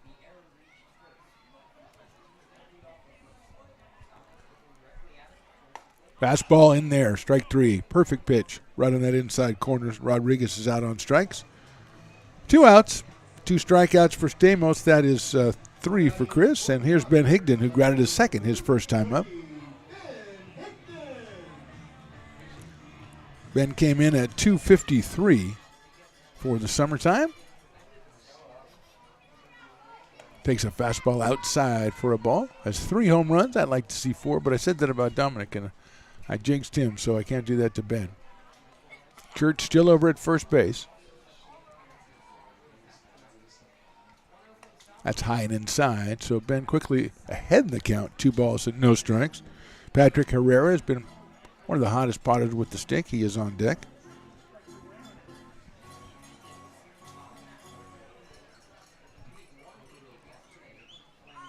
Church takes his lead. 2-0 pitch coming up from Stamos. Higdon takes high, ball 3. 3-0 now on Ben Higdon. Again, probably with the green light. In summer ball, trying to find something he can hit off the left-hander Stamos. That's right down the middle for a strike. At 90, Stamos hits 90 for the first time tonight on the fancy technological system that we have devised here at Potter's Games, which is just Riley wetting his finger and holding it up in the air to see how fast the ball was coming. Swing and a miss. That one also at 90, and it is now a full count. So Church will be going over at first base. Sharpio will not hold him on over there. 3-2 now on Ben Higdon. Activity in the Potter's pen. Now, looks like Stamos is asking Sharpio to come in closer so that he doesn't get a big lead. That's line foul down the left field line. Over the screen and over the bounce house and everything over there. So they were given Reuben Church free rein over at first, but then Stamos waved Sharpio back into the picture so he wouldn't be able to get that big lead. Here's the 3-2 again. That is a breaking ball, call strike 3. So 3 strikeouts for Stamos in the 4th. We go to the top of the 5th. Prune Packers nothing, Potters nothing. Lincoln Potters Baseball. Placer County's best-kept secret is back for another exciting summer at historic McBean Stadium. 33 action-packed home games loaded with fun for the whole family. Local beer, wine, and eats. Fireworks, giveaways, theme nights, kids zone, and more. Come join in the fun and enjoy small-town baseball with Major League Entertainment. Tickets on sale now at LincolnPotters.com. Lincoln Potters Baseball. Come on out and join in the fun. Top of the 5th, which means it's time for a minute with Coach Mike Margeman down in the Potters dugout. Coach, how are you? Fan, I'm good. How are you? I'm doing good. I noticed you told Riley not to walk out there too quickly so you had more time on the air. Is that true? Oh, I just, got to get some FaceTime or I guess voice time right now. So, a nice little stroll on out there. Give your boy a few more seconds here. Yeah, you got to get a little air time. That's what we call it, Coach. Heck yeah. I talked with Nate Esposito before the game. What a delightful guy he is. And one thing we didn't talk about, Coach, is yesterday's game, the barn burner that you guys had against Healdsburg. That's a huge win for you guys to pull out on the road. Yeah, absolutely. A polar opposite to this one going on right now. No, it was good. I mean, we were kind of, we talked about it was about the second inning, and we're like, all right, boys, this is going to be a barn burner, and ended up being that way, and a lot of good swings on both sides, and it was really good to see. It was probably one of the better games that we've played, all year, and so it was really good to see, and guys making adjustments and continuing to battle, and that's a sign of a resilient team. So it was great to see yesterday. Yeah, you guys got in a streak of those. I mean, the last Friday against the Crawdads and Saturday and the Sunday against Walnut Creek were kind of crazy affairs, and then last night. So it's that kind of that time of the season. You're playing tough teams, and every game means something. It does, and this is where it comes down to, right? It's. We talked about earlier in the year what kind of are our rocks. We want to be gritty. We want to, play the game the right way. We want to be held accountable, those type of things. And, there are things we could do better, of course. But, the way the guys that are competing and fighting, even in Walnut Creek, I think we were down like 7 runs, and the guys put up like 5 in the ninth, or whatever it was. It was incredible. So, guys not giving up, continuing to compete. That's really all we can ask from these guys. Coach, finally, Colin Riley, we haven't seen that much of him, just under 10 innings on the summer. He's kind of stretching it out today. What do you like what you're seeing? Yeah, he's mixing everything pretty well. It's really good to see with the breaking ball. He's throwing it well. A nice little rest. And for him to get on, get some innings in the starting role will be good. He'll be starting for us here moving forward. And, it's really good to see him kind of getting a little routine here, kind of know what days he's throwing and kind of gearing up and, being able to do that. So it'll be nice to see and just some consistency for him, and getting innings going forward. Great talking to you, Coach. Thanks a lot. We'll talk to you again on Friday. You got it. Thanks, Phantom. Coach Mike Margeman. Minute with Mike from the dugout as we are into the top of the 5th inning now, and Alex Leopard at the plate with a 1-ball, 2-strike count. Alex grounded out his first time. He hits that one hard down the first base line, but foul. It's like JoJo was warming up a little bit. The birthday boy JoJo Villarreal was warming up for the Potters down in the dugout or down in the bullpen. Riley into his 5th inning of work. He's got a 1-ball, 2-strike count on Leopard. He'll be followed by Kyle Russell, then Robbie Hamchuk, 8, 9, and 1 for the Prune Packers. That's in the dirt, 2-2 on Alex Leopard out of Santa Rosa Junior College. Yeah, I'm glad Mike mentioned that game against Walnut Creek on Sunday. Potters were down 18-11 going into the top of the ninth and closed it to 18-16 by the time the game was over. And you like that. That's the hallmark of Potters teams. They never give up, and that's exactly what happened. Here's the 2-2.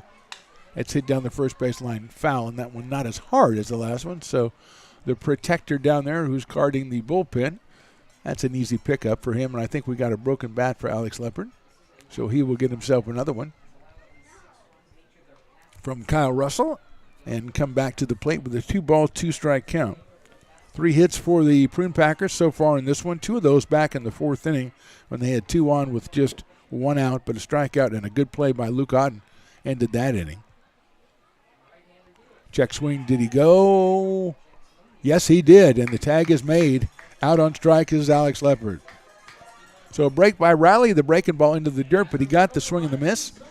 And here's Kyle Russell, who grounded short the last time up. He's made a brilliant defensive play. He's also disappointed Potter fans when he grounded to short back in the 3rd inning because he is the Dueling Dogs batter, which means if he strikes out, 50% off Dueling Dogs products at the Brick and Barrel backyard down the first baseline. Hits that one up in the air, right side, out of play. So we're 1/3 of the way there with 1 out here in the 5th. Robbie Hamchuk, the top of the order on deck. Russell, the right-handed hitting shortstop out of University Place in Washington, 6'2". Here's the pitch. Breaking ball in there for a strike that Coach Mike Margeman mentioned that Riley has been able to rely on that breaking ball so far here today. 9 2/3 innings coming in. He's working in his 5th inning right now in this one. Here's the 0-2.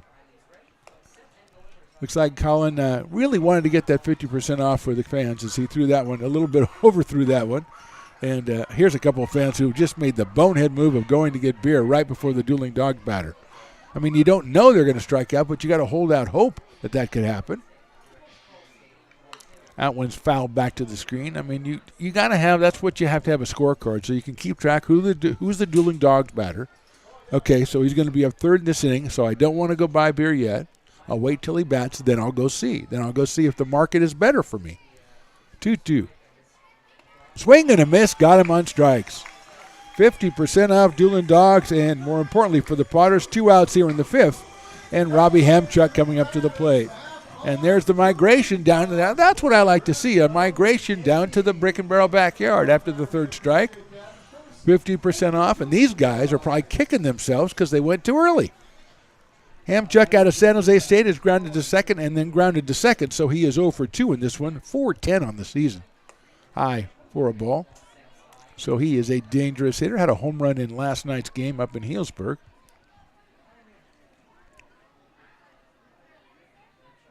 That's 6 strikeouts now for Riley. Takes something off that one, but it's high, 2-0. 2 balls, no strikes. Blake McDonald to follow if Hamchuk reaches.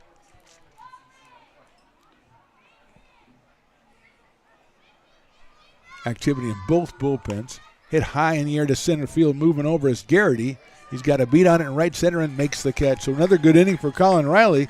2 strikeouts and a flyout. We go to the bottom of the 5th. Prune Packers nothing, Potters nothing.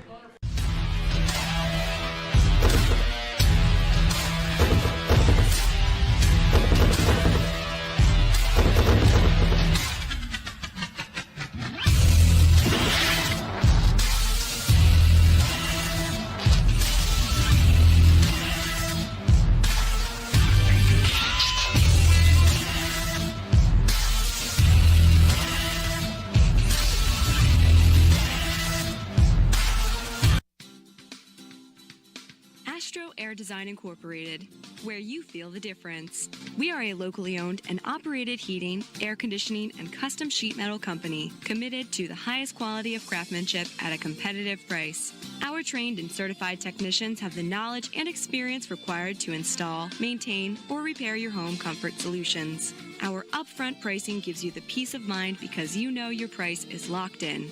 Call Astro Air Design Incorporated today.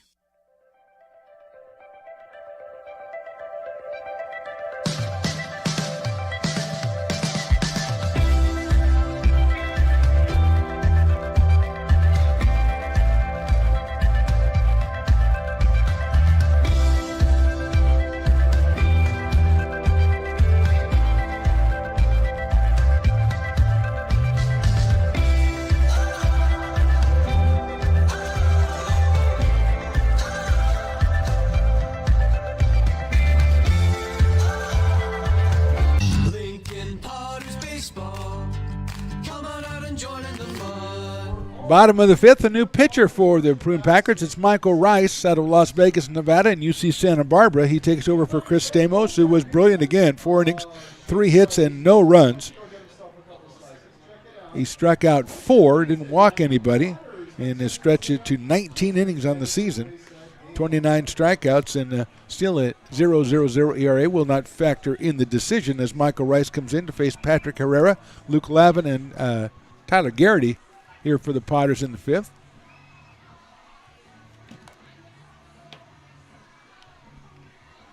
So Stamos goes 4. Michael Rice takes over.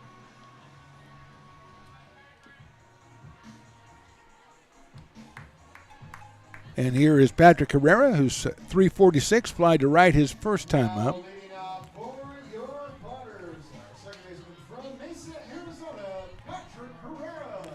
Fourth appearance for Michael Rice, 11 innings. He has started 2 games, given up 7 hits. 0.82 ERA for the right-hander. Check swing, and that's in there for a strike at 91 to Herrera. Patrick with 3 home runs. Homered yesterday, homered on Sunday, so 2 homers in his last 2 games. Breaking ball inside corner for a strike. 0-2 to Patrick Herrera. Rice wearing number 9 out on the mound. 6'2", 190. Chopped out toward shortstop. Going to be a tough play out there for Russell. Throws it across the diamond and gets him by a step at first base. So Herrera's retired on a ground ball to Kyle Russell. 1 out, and that will bring up Luke Lavin. Left-hand hitting catcher lined out to left field his first time up, so he is 0 for 1. Out of Laguna Beach, California, 242 with a pair of home runs and a dozen runs batted in. Left-hander against right-hander. Here's Rice's first pitch. It is in there for a strike at 91. So right at 91 again. Stamos topped out about 80, 88, 89, although he did hit 90 on occasion. So I guess that means he topped out at 90. Inside for a ball. 1-1, Tyler Garrity on deck. Potters looking to get on the board first in this one as we are in the bottom of the 5th inning. 3 hits for the Potters. Outside for a ball. 2-1. 3 hits for the Prune Packers. Prune Packers will have the meat of their lineup 2, 3, and 4. In the top of the 6th, Potters trying to put something on Michael Rice and the Prune Packers here in the 5th. High line drive out to center field. Coming on, it's not going to get there. Hamchuk's going to let it bounce in front of him, and Lavin has himself a clean base hit.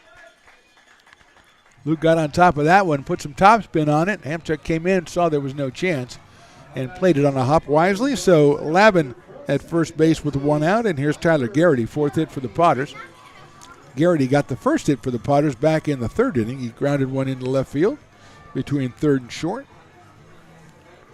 So Tyler is 1 for 1, and Lavin is down at first base. Breaking ball is in there for a strike. 0-1 on Tyler Garrity. He looks down at 3rd, getting some info down there. Luke Odden to follow. Good lead at first by Lavin. They're going to throw over there quickly, and he's back in under the tag from Connor Sharpio. Pretty quick move to first base for the right-hander Rice. Checks the runner again. He's ready to go 0-1. Garrity swings and misses. 0-2.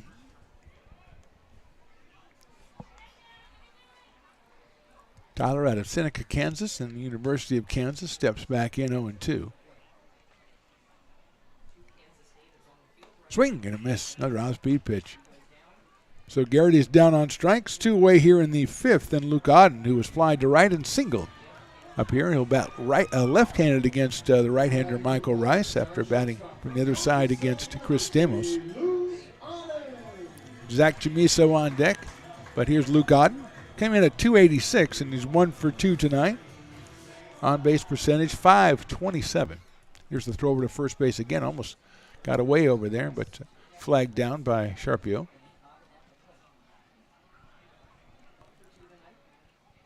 Odden settles in from the left side. Fastball is in there. Top of the strike zone for a strike. 0-1 on Luke.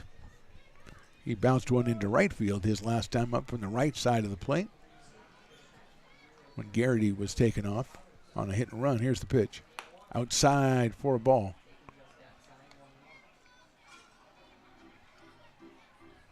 Zach Chamiso to follow. Activity in the Potter's pen. Colin Riley has gone 5 innings for Lincoln. Throw over to first base again.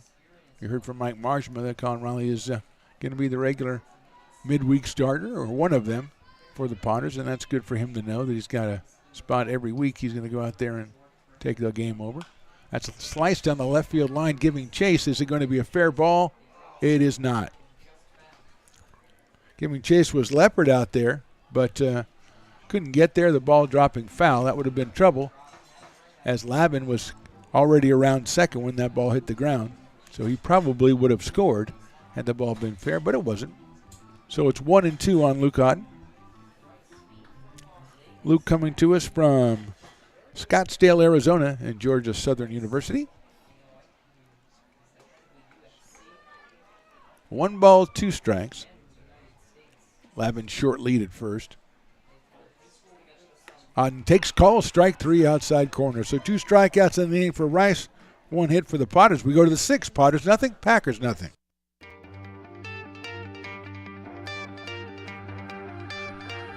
Gooseport Public House. We have sports on 10 big screen TVs, 23 beer taps with classics and crafts, a full bar with creative craft mixed drinks, live music, and most importantly, great fresh food. In downtown Roseville off Vernon Street. Only 15 minutes from the ballpark. See ya at Gooseport.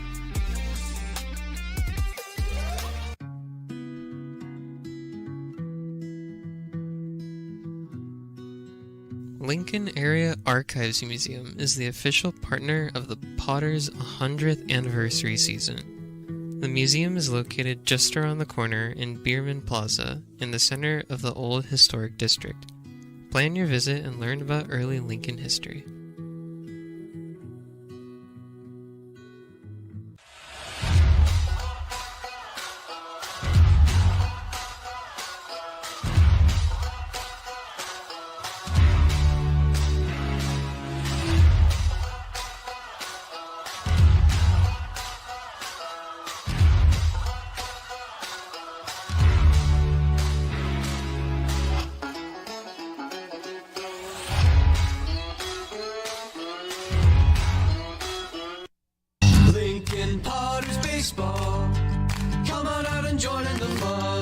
Top of the 6th, Potters make a pitching change. It's the birthday boy, JoJo Villarreal, coming out to take over for Colin Riley. Colin with 5 innings of work, 3 hits and 6 strikeouts. He walked just 1. Gave up no runs, of course. And JoJo with an 0-1 record and a 3.86 ERA. Coming out here. It will be his 6th appearance. He has started 2 games, 9 1/3 innings. JoJo has struck out 9 and walked 3 in those 9 1/3 innings. He will face Blake McDonald, then Hunter Durow, and Ivan Bredauer. 2-3-4 in the lineup for the Healdsburg Prune Packers.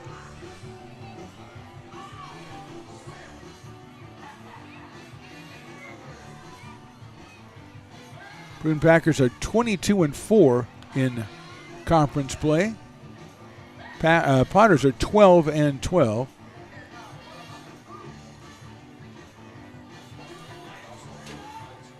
See if we can get some final scores on those earlier games. Crawdads 13, Mudcats 9. That's a final.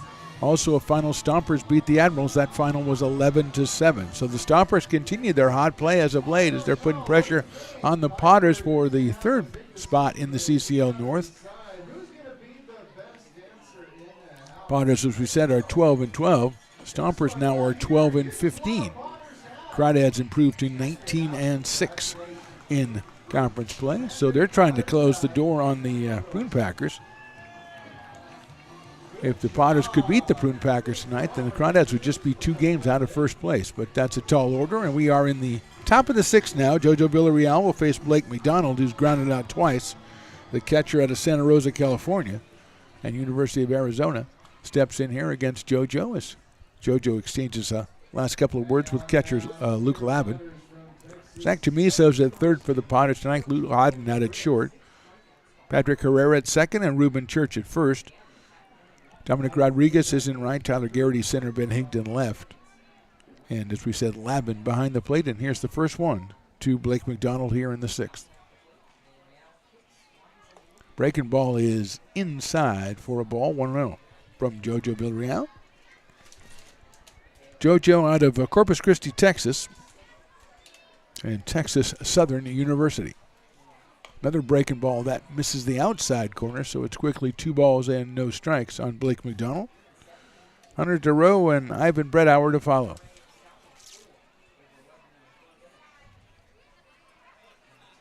That's hit well into left center field, giving chase as Higdon still giving chase. He's not going to be able to get there. It's up against the fence. McDonald will motor into second base with the leadoff double. 4th hit for the Prune Packers, and now the dangerous Hunter Durow comes to the plate. He has walked and singled in this one, came in hitting .458. Playing at second base for the Prune Packers today out of Vacaville, California, and San Jose State University. Right-handed hitter against the left-hander JoJo Villarreal. McDonald out at second base, outfield straightaway and deep. Durow had a home run in last night's game. Fastball is down low. 1-0 on Hunter Durow. Ivan Bredauer on deck.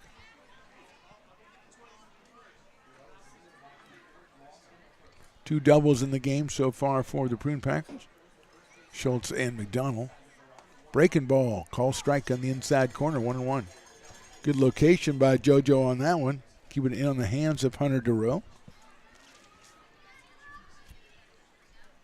Shadows over most of the field by now.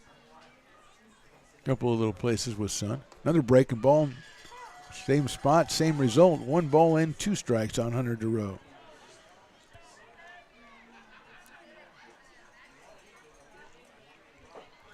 McDonald leads out at second base. We are in the top of the 6th inning.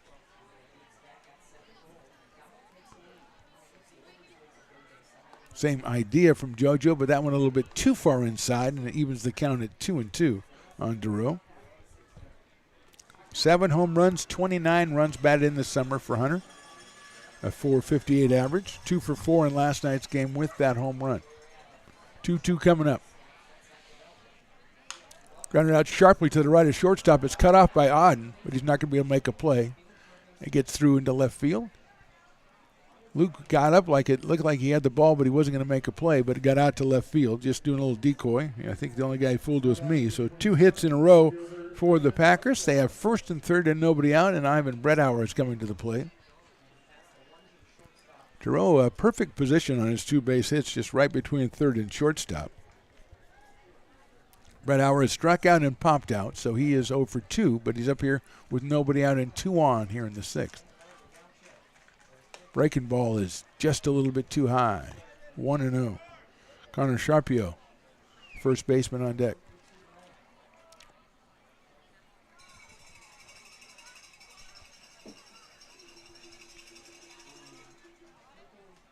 Check at the runner at second base, the 1-0. In the dirt, nice block by Lavin. 2 balls and no strikes. McDonald opened up with a double in the 6th, a single by DeRoe, so first and third and nobody out.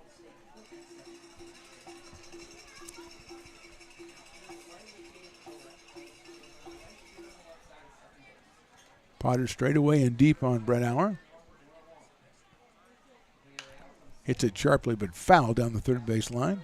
Right behind his third base coach. He didn't even really look at it. 2-1. 6'6", 245 pounds. Ivan Brennauer of the UC Santa Barbara. Playing in right field for the Prune Packers. Lashes that one to left field, and that one is gone. And it's a fair ball and a 3-run home run by Brett Auer, and he hit that one very, very, very hard, and it was out here very quickly. 3 RBIs for Brett Auer. McDonald and DeRoe score in front of him. Third hit of the inning, 3-0 in favor of the Prune Packers. Got it right where he wanted it right there and turned on it. The only question was whether that one was going to stay fair, and the umpire indicated yes, it did. And the Prune Packers now lead to 3-0. Here's Sharpio, who has singled and struck out.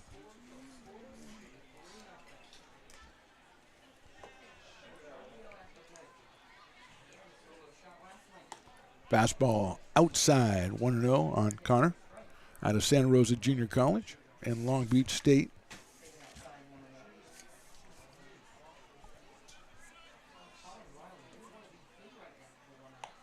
That one is high for a ball. 2-0. 2 teams meet again tomorrow in Healdsburg. Potter's back home on Friday. They start a weekend series against Walnut Creek. Friday and Sunday will be home games in that series. Breaking ball's in there for a strike. 2-1. Friday's Harry Potter night. So come out and check out Harry. Usually Hagrid's here. That's in the dirt, 3-1. Ron Weasley sometimes makes an appearance. All the big names. Hermione traditionally does not show up. Hopefully that can change this year. 3 balls, 1 strike. And that is ball 4. So Sharpio gets the base on balls. He reaches base for the second time tonight. That'll bring up Cameron Nickens. And we're going to have a meeting at the mound before that. We'll step away for 30 seconds here. And we are in the top of the 6th inning. The Packers lead at 3-0.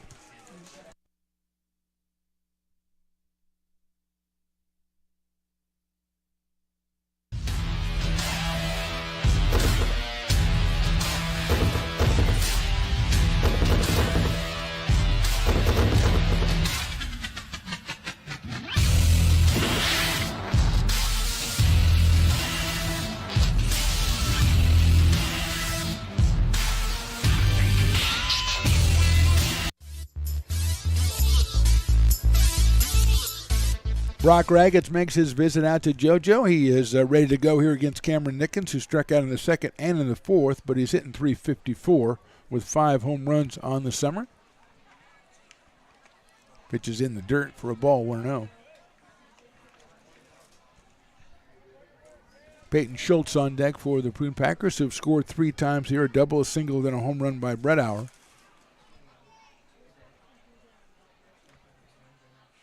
JoJo's going over to first base and just fails to get Sharpio. He had him leaning the wrong way, but Connor was a little bit too close to first base to get the pick off.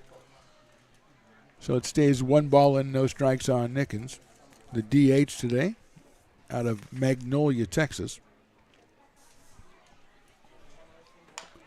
Chopper out toward third. Chamiso has it. He's going to go to second for 1, back to first. That's a nice double play. Potter's 5-4-3. Chamiso to Herrera to Church. Pitcher's best friend. So there's 2 outs now, and that will bring up Peyton Schultz. Schultz doubled in the second inning and then had almost a base hit in the fourth, but it was robbed by Luke Auden, who made a fine play at shortstop and threw to second for a force out. So Peyton is 1 for 2. Takes a breaking ball in there for a strike, 0-1. Out of UC Berkeley, Peyton Schultz. .342 coming in with a pair of home runs this summer. Hits that one down the left field line, but foul into the bullpen area, which is quiet right now for the Prune Packers. Quickly 0-2 on Peyton Schultz.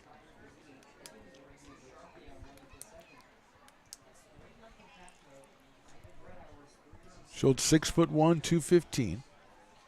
Just misses with the outside fastball. 1-2 on Peyton Schultz. He's followed in the order by Alex Leopard, the left fielder, hitting the number 8 spot. That's in the dirt with a breaking ball. 2-2 on Peyton Schultz. 3 runs in for the Packers here in the 6th.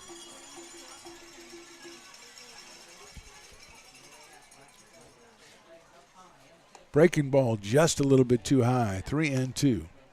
Good idea by JoJo, but just a little bit too high. And it's a full count, 3 balls and 2 strikes on Schultz.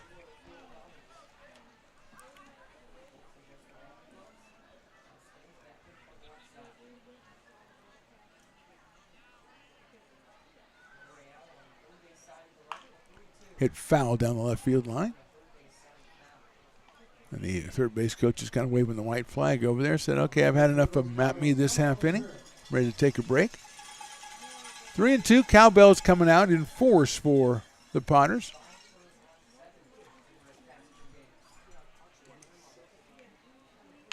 Hit out toward shortstop. Nice play by Auden. And it gets off the top of his glove into left field. Luke had to go to his right and try to get in front of that one. Just got by him. It's a solid single for Schultz. 4th hit of the inning for the Prune Packers, and that will bring up Alex Leopard, the left fielder. Grounded out to second base and struck out so far. Now I think we've got a pinch hitter here, or Alex is a switch hitter.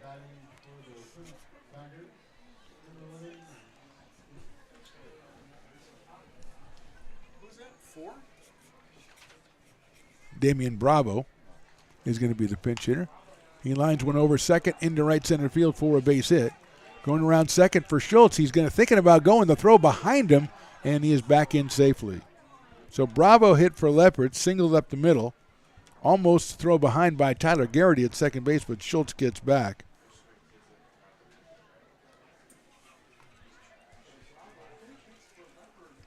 So Bravo gets a hit, and that will bring up Kyle Russell, the shortstop, who is still the Dueling Dogs batter. I mean, they're behind 3-0 now, but still the Dueling Dogs batter. We don't lose all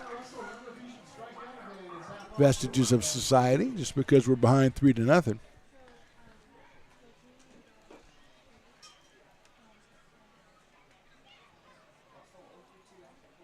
Russell hits a ground down. It's backhanded by Chamiso, knocked it down across the diamond. Actually goes to second to try to get the force at second, but it's not in time. So it is a fielder's choice. I think that might be ruled a single. I don't think he would have been able to get the runner at first base. And so it will be an infield single for Kyle Russell. Loads the bases. And here's Robbie Hamchuk.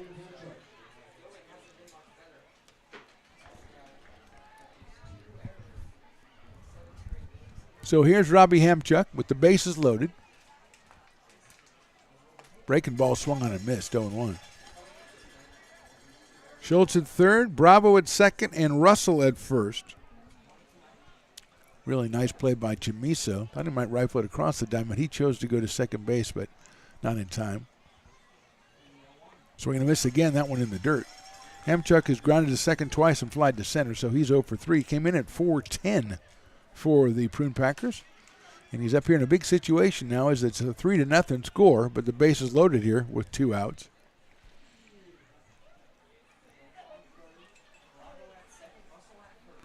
Oh-2 coming from JoJo.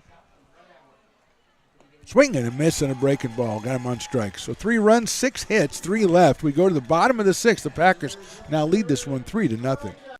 Loomis Basin Brewing Company. a proud sponsor of your Lincoln Potters. Visit them at 3277 Swetzer Road in Loomis or call 916-259-2739. Being in the market for a new home comes with more than just buying a property. It is finding the right house in the right neighborhood in the right community. Since 2005, Lori, with Frey & Associates Real Estate, has lived and worked as a real estate broker in Lincoln. She is passionate about local organizations and volunteers with them as well. She's knowledgeable, she knows, she asks a lot of questions, she gets things done. We still learn a lot from Lori, and she's very helpful, very positive, and has been wonderful, wonderful broker. We at Frey & Associates are your local hometown realtor, and we are here for you. It's all you. No, I insist. It's your turn. Nope, I think it's your turn. I appreciate you so much. Thank you so much. Go. I appreciate your appreciation. It fills me. Safe drivers save money with Farmers. Just for driving safely? It's a Farmers policy perk. Get Farmers and you can get a safe driver discount simply for having a clean driving record for 3 years. Come on. After you. After you.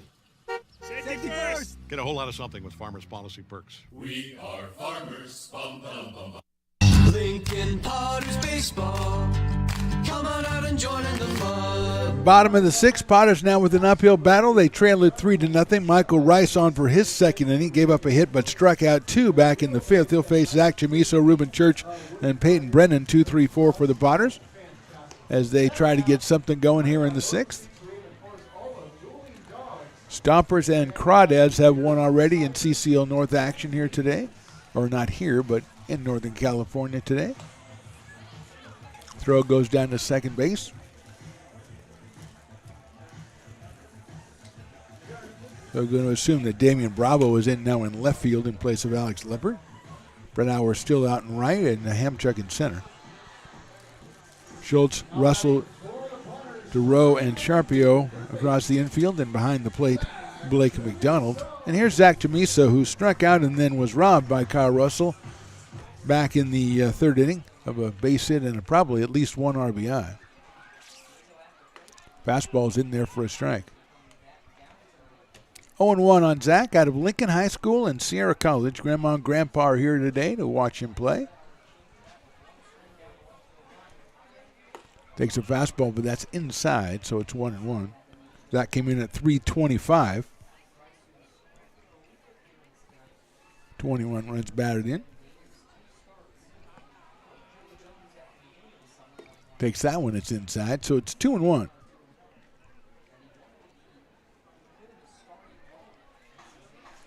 Two balls, one strike on Zach, opening up here in the bottom of the sixth inning. He takes that one outside. So Zach kind of working as a leadoff man.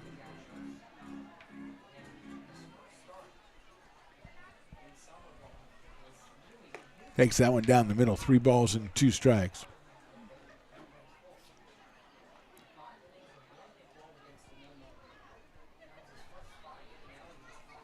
Three balls, 2 strikes on Chamiso, opening up the bottom of the sixth here.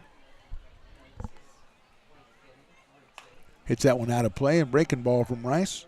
Chris Stamos started for the Prune Packers and was very, very good. 4 innings and 3 hits. He struck out 4. Didn't walk anybody. Extended his scoreless streak to 19 innings. Here's the 3-2. He reaches out and punches that one down the left field line and out of play over by the bounce house. So it stays 3 balls and 2 strikes on Zach as the Potters trying to come back after the Prune Packers put 3 on the board. Potters have activity in their bullpen, a right-hander throwing. Fouled back to the screen, so Chamiso holding tight here. 3 balls and 2 strikes. Anthony Perez on foul ball duty returns that one to the umpire. 3-2.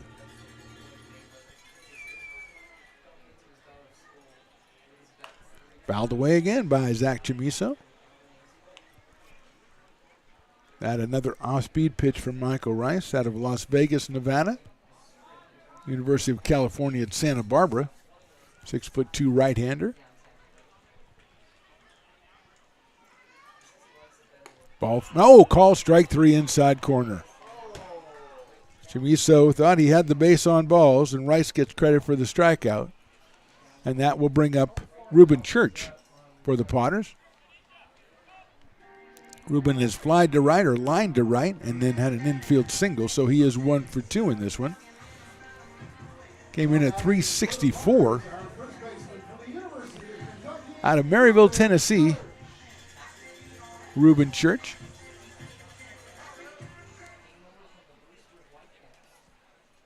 Inside corner with an off-speed pitch. 0-1.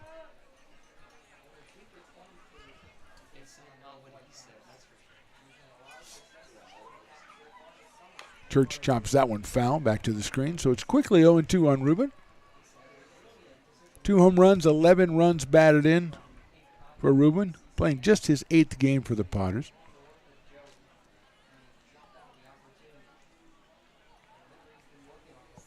Fastball outside at 91 from Michael Rice, 1-2. Peyton Brennan to follow, then hopefully Dominic Rodriguez here in the 6th for the Potters.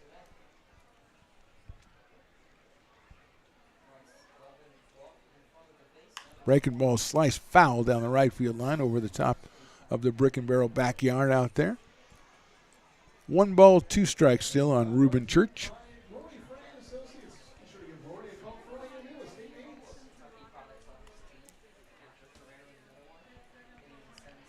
Three in the top of the inning for the Prune Packers. That's the only scoring so far in this ball game. Ivan Bretthauer with a 3-run home run. Church swings and misses at a high fastball. So 2 strikeouts for Rice. He struck out 3 in a row, make that 4 in a row now. And Peyton Brennan coming to the plate. He is grounded to short and struck out. So Peyton is 0 for 2. Came in at 324 in this one with 3 home runs.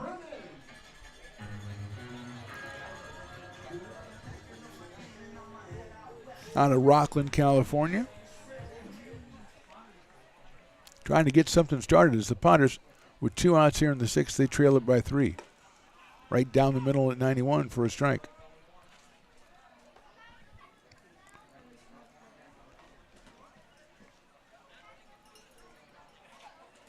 Swing and a miss that when he took something off.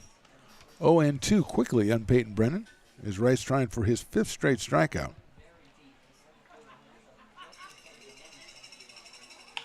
It's lined to right field. That's going to get down for a base hit. Giving chase is Bretthauer, but Brennan's going to round first and head for second. The throw comes in a little too high, and that's a double for Peyton Brennan. Second hit for the Potters off of Rice.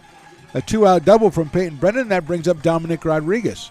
As Peyton got all over that 2-strike pitch and hit it down the right field line. Bretthauer got to it very quickly, but Brennan was thinking double from the get-go, and he slides in.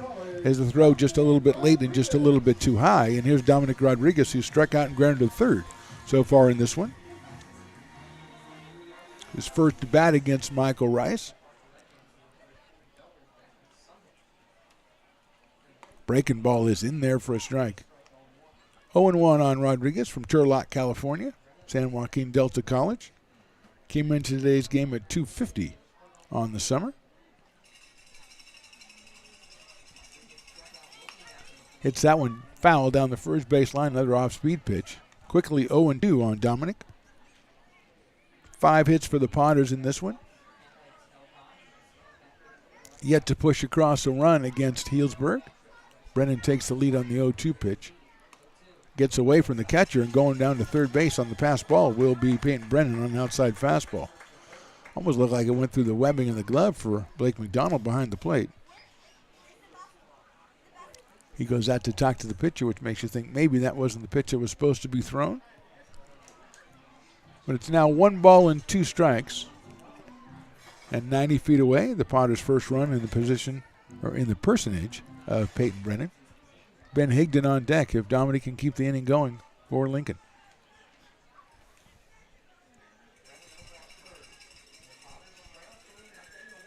Rodriguez hits it softly, and it is into right field for a base hit.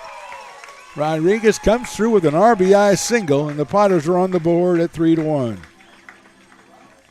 Perfect positioning by Dominic, his 6th RBI of the season. Put it to the left of DeRoe, and nothing Hunter could do about it. He's out into right field and trying to get across is Peyton Brennan. So 3-1 now. The Potters with a little bit of a comeback, and here's Ben Higdon, who's grounded to second and struck out so far. Swings and misses at a fastball at 91. Couple of 2-strike hits for the Potters, a double and then a single. They're on the board.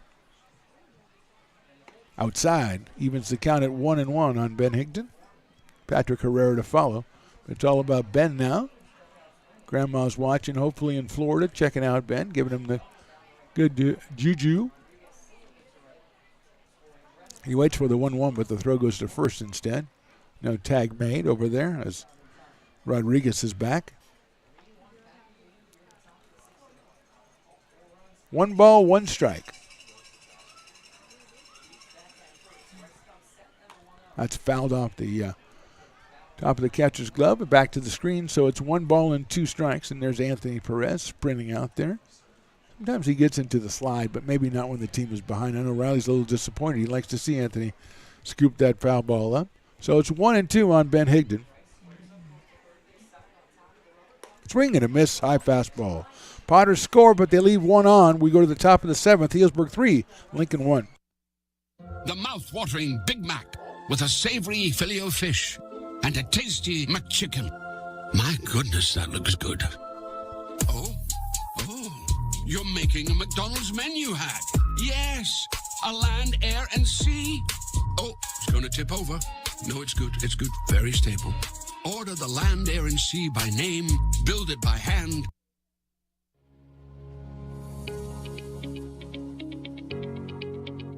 Placer Valley Tourism. Our mission is to increase the health of the hotel industry through occupancy and average daily rate in Roseville, Rockland, and Lincoln. Proud partner of the Potters in the 2023 West Coast World Series Tournament from August 8th to 11th.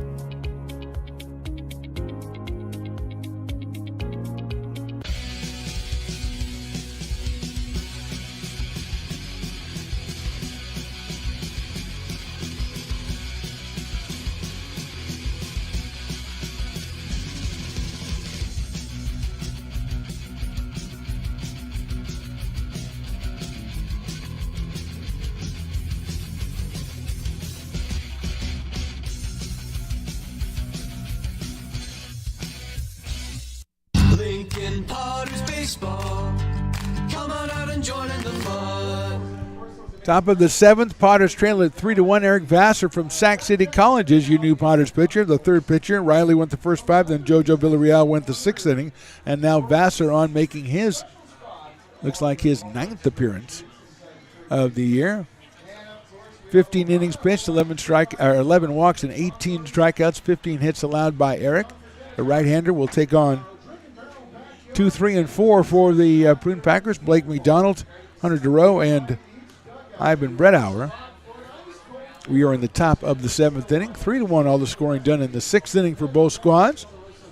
3-run home run by Bredauer accounted for the 3 for the Prune Packers, and an RBI single for Dominic Rodriguez.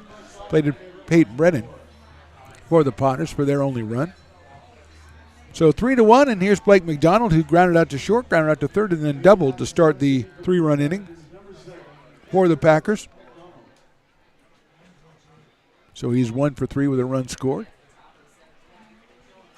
And here's Vassar. He steps out, and I think time was called. I think the umpire's like, take it easy, giving him the hands up sign. Take it easy, man. Take it easy. It's from Sac City College. They are ready to get going. They get down to business right away in the Big 8 Conference. So here we go, trying it again. McDonald out of Santa Rosa, California. Breaking ball's hit sharply but foul down the third base line.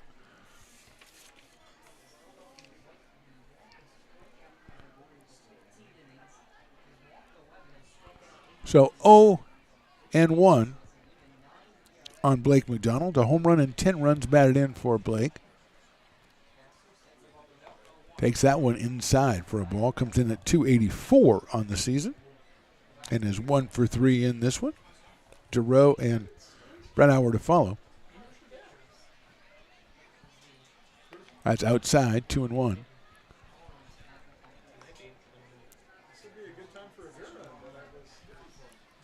Two balls, one strike.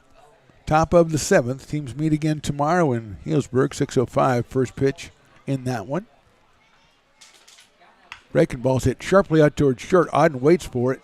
Going to bounce it over to first base in time for the out. So McDonald's out 6-3. Luke got that one kind of on a off his back foot, let it go, and bounced it perfectly over to Reuben Church at first for the out. Here's Hunter Giroux, who's walked, singled twice. 458 coming in. He scored a run, 7 home runs, and 29 runs batted in for Hunter Giroux.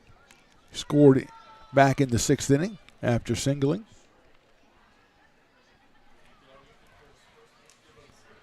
So here's Vassar's first pitch. It is a strike, fastball, 89.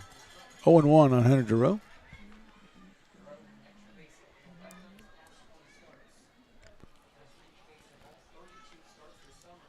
That's a breaking ball in the dirt. So it goes to 1 ball and 1 strike. Ivan Brennauer on deck.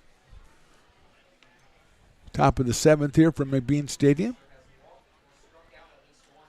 There's another breaking ball. Missed the inside corner somehow. 2 balls and 1 strike now on Hunter Giroux.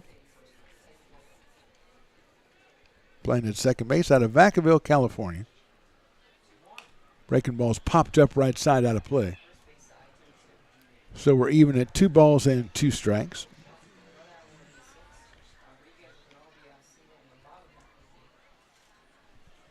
Here's the 2-2.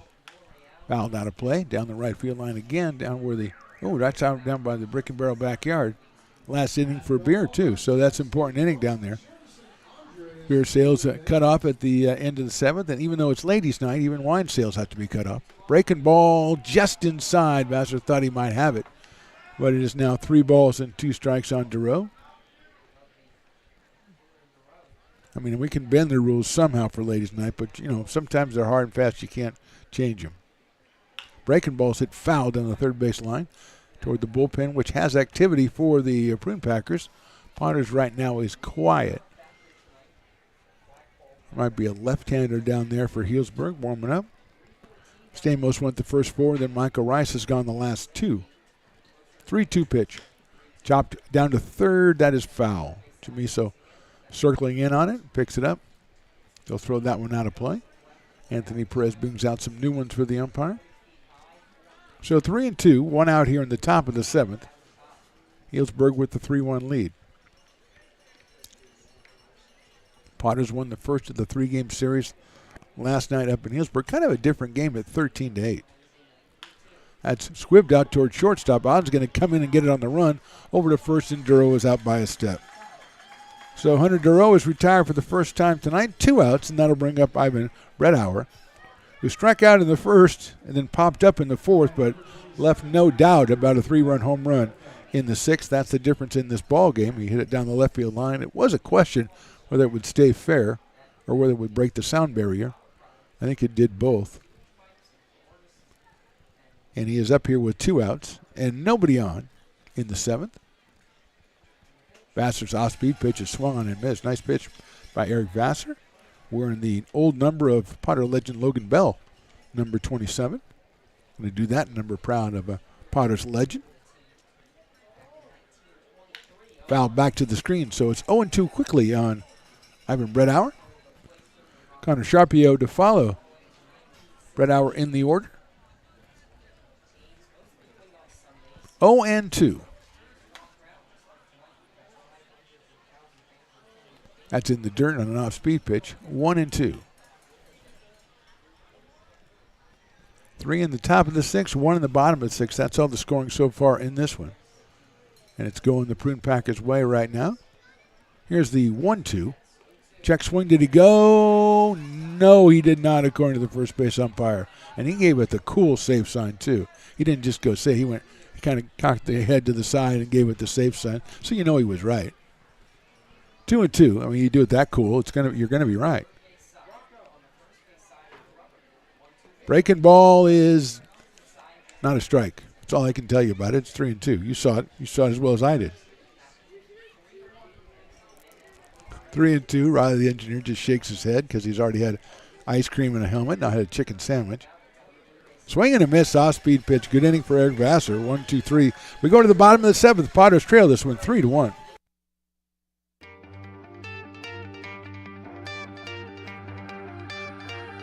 Gooseport Public House. We have sports on 10 big screen TVs, 23 beer taps with classics and crafts, a full bar with creative craft mixed drinks, live music, and most importantly, great fresh food. In downtown Roseville off Vernon Street. Only 15 minutes from the ballpark. See ya at Gooseport. Old Town Pizza, a proud sponsor of your Potters baseball, will deliver you a slice that you won't soon forget. Come see why they've been voted the best of the best 12 straight years. Visit otpizza.net to get yours today. But don't take it from me. I think Old Town Pizza should be expanded through the state or even through the country because it's so delicious. Lincoln Potters Baseball. Placer County's best-kept secret is back for another exciting summer at historic McBean Stadium. 33 action-packed home games loaded with fun for the whole family. Local beer, wine, and eats. Fireworks, giveaways, theme nights, kids zone, and more. Come join in the fun and enjoy small-town baseball with Major League Entertainment. Tickets on sale now at LincolnPotters.com. Lincoln Potters Baseball. Come on out and join in the fun. Bottom of the seventh, Potters trail 3-1. Patrick Herrera is going to be the first hitter for the Potters, and I'm going to kind of put my foot in my mouth more than usual here because you're not supposed to see anything unless you really know. There was a guy who came up to the booth on Saturday, said he was from Arizona, and said how much he liked the broadcast and how much he watched. I think it was Patrick's dad. I'm not sure. I've done all my research. I didn't catch his name when he came up. He was just the nicest guy. So if it is Patrick's dad, thank you for coming up, and I'm glad you enjoyed the broadcast. If it's not Patrick's dad, my apologies, and thanks for enjoying the broadcast anyway. So I cover all the bases there, Riley the engineer. That's what you got to do. Go back to your chicken sandwich. We got a baseball game to go to. Herrera's 0 for 2 in this one. Takes that one on the inside corner somehow for a strike, 0-1. Luke Lavin and Tyler Garrity, the next two after Patrick, who's homered in 2 straight games. Check swing, did he go? I don't think he did. We're not even going to ask, so it's 1-1. 1 ball, 1 strike.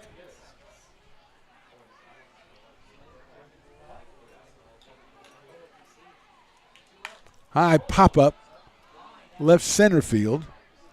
Bravo giving chase. He's in position, and he makes the catch at about waist level for the first out. So Herrera flies to left field.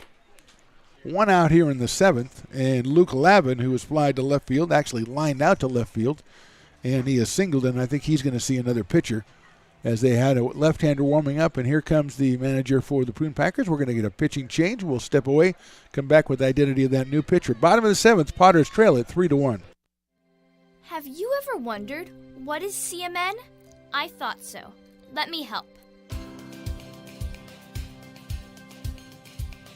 CMN stands for Children's Miracle Network, a non-profit organization that raises money for children's hospitals. Locally, UC Davis Children's Hospital is your CMN hospital, the only one in our area. It is a nationally ranked comprehensive children's hospital that provides the highest quality of care to pediatric patients like me. How is this level of care possible? With help from CMN donations. CMN teamed with corporate partners and community donors to fundraise for things like equipment, research, and patient care. All money raised locally during campaigns like this stays local to support children treated at UC Davis Children's Hospital. Sick and injured kids can't wait to get the care they need. And thanks to generous donors, partners, and fundraisers like you, we don't have to. Please give wherever you see the Miracle Balloon, and thank you for supporting CMN at UC Davis.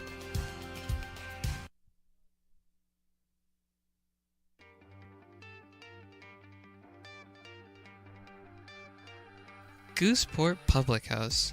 We have sports on 10 big screen TVs, 23 beer taps with classics and crafts, a full bar with creative craft mixed drinks, live music, and most importantly, great fresh food. In downtown Roseville off Vernon Street, only 15 minutes from the ballpark. See ya at Gooseport.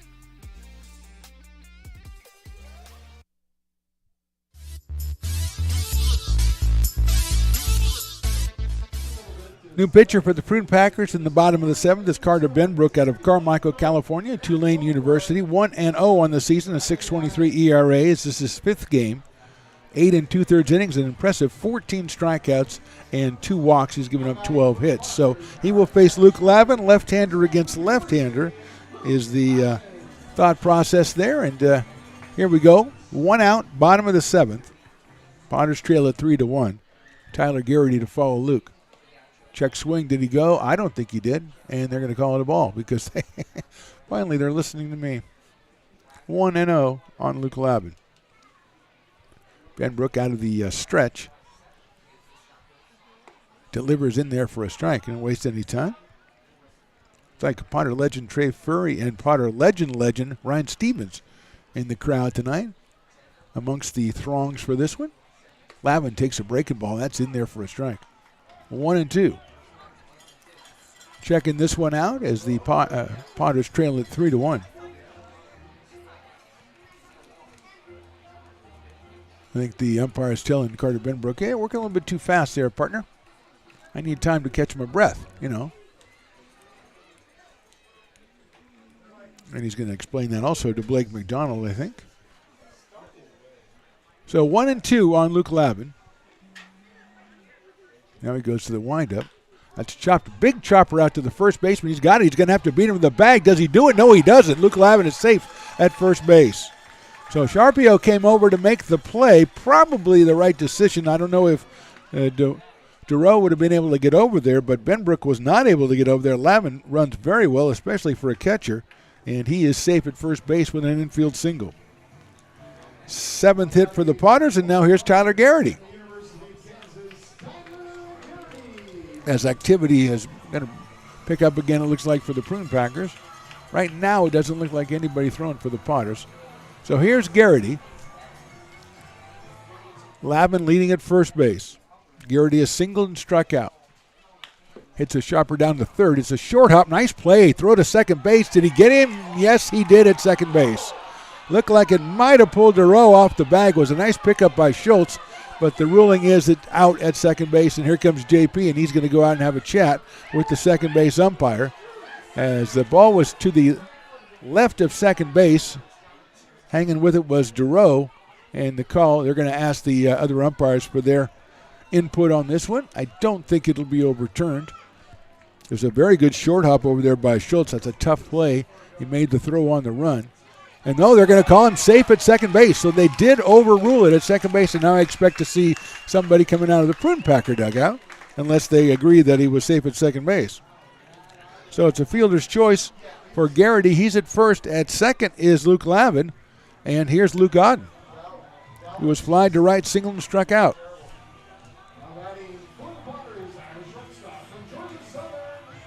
So here's Luke Godden, 286 coming in.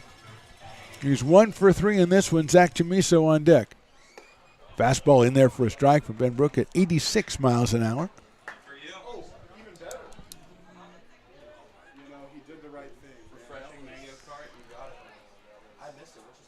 Benbrook comes down. Here's the pitch.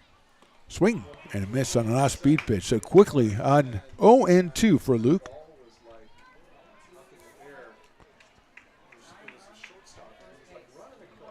Eighteen runs scored, 5 runs batted in for Luke Godden.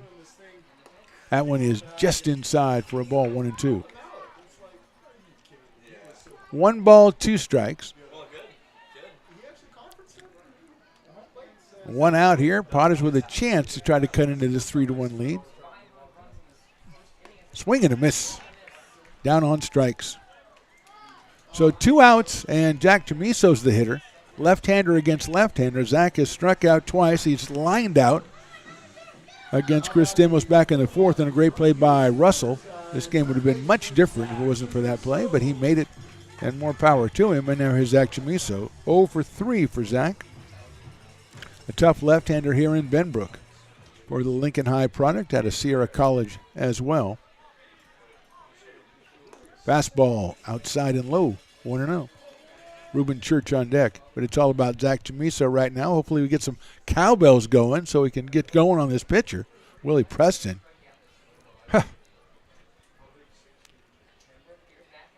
Check swing, down low again, 2-0. So Zach getting him to his count. 2 balls and no strikes. Well, he doesn't even have to ask for cowbells. He just gets them. He just gets cowbells anyway. That's the power of Willie. Fastball caught the corner for a strike. Top of the zone there. 2-1 on Zach Chamiso, who, remember, was called out on a disputed 3-2 pitch his last time up. Disputed by Riley the engineer, that is. Fastball misses the outside corner, 3-1. So Benbrook right around the plate, but he's behind in the count, 3-1. Chamiso has a home run. He's driven in 14 runs this season. 3-1 coming up. Grounded out towards second base to DeRoe. Sticks with it over to first, and they get Chamiso by a step at first base. So Potters threatened, can't get it done after 7. It's the Prune Packers leading at 3-1.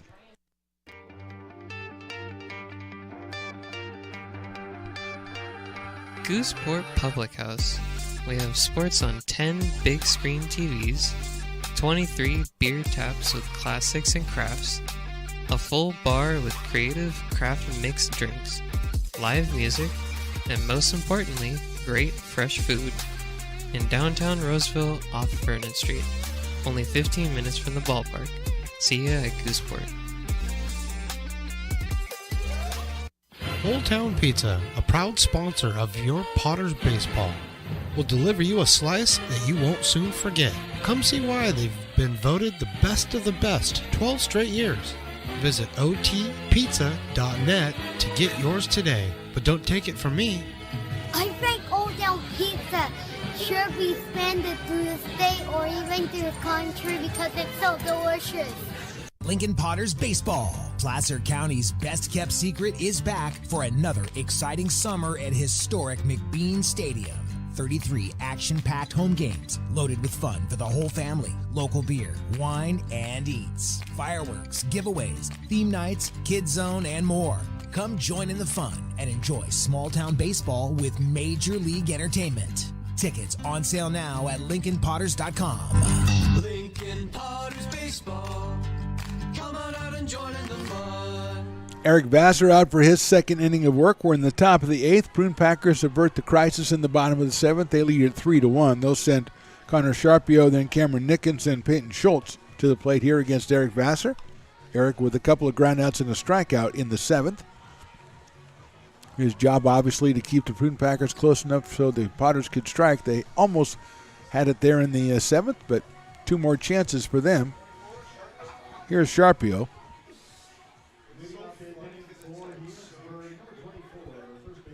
Strikeout, a single, and a walk for Connor Sharpio, who comes into the game at .413 for the summer. Swings and misses at a breaking ball, had him bailing out of there. Connor from Santa Rosa, California, has 3 home runs, 15 runs batted in. That's fouled out of play, so quickly 0-2 on Connor.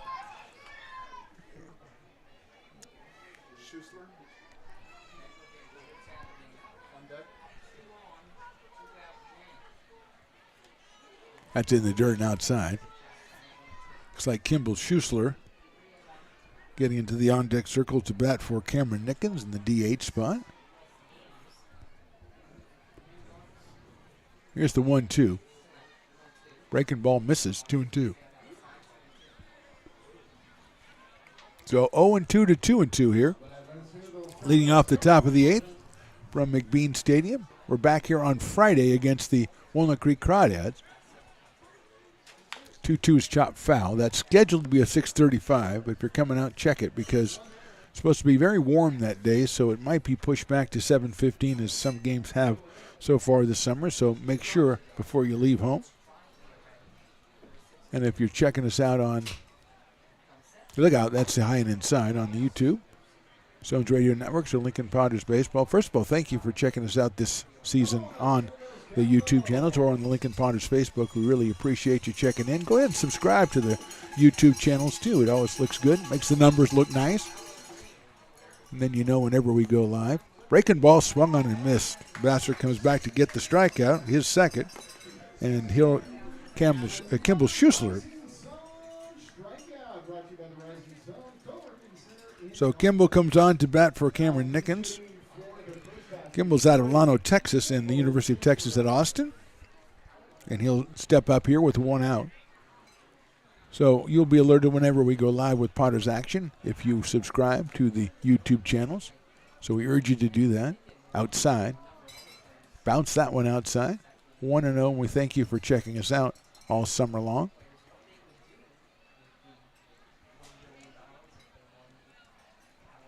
Sunday is a 6:05 start, I believe, unless weather interferes. That is a fastball in there for a strike. That's also against the Walnut Creek Crawdads. Then next Wednesday, we're home against the Mudcats, and then a couple on Friday and Sunday again. So it's Wednesday, Friday, and Sunday these last 2 weeks. Easy to make your plans for that. Breaking ball is hit sharply past third into left field for a base hit. That one hung up a little bit there, and Schuessler took advantage. A sharp single to left field.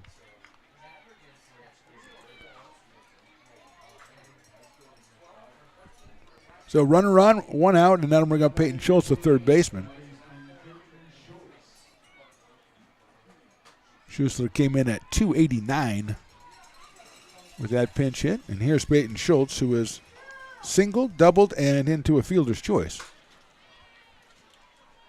Throw over to first base is in the dirt. Nice block over there. Nice catch by Reuben Church handling that short hop. So 1 on, 1 out. We're in the 8th. Damian Bravo on deck. Takes something off. That one just misses high. 1 ball and no strikes.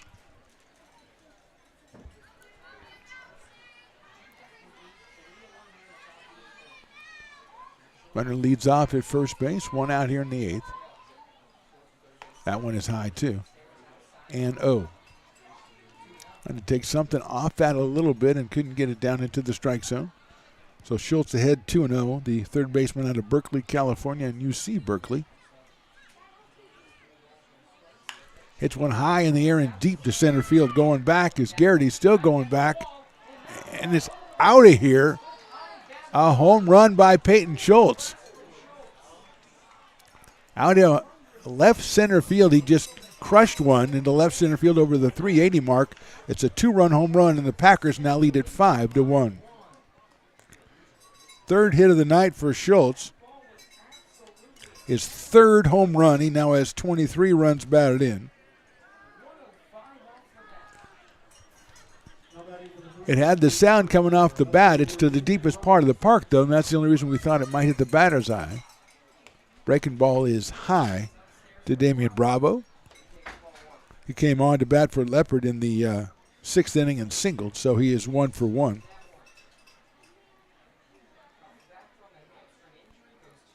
.338 coming into the game for Damian Bravo. So quickly 5-1 now with Schultz 3 for 4 with that home run.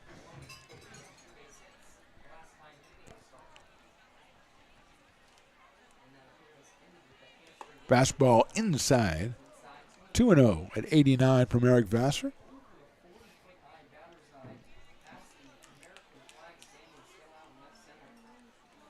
That one is low and outside, so it's 3-0 now on Bravo. Kyle Russell, the shortstop, on deck.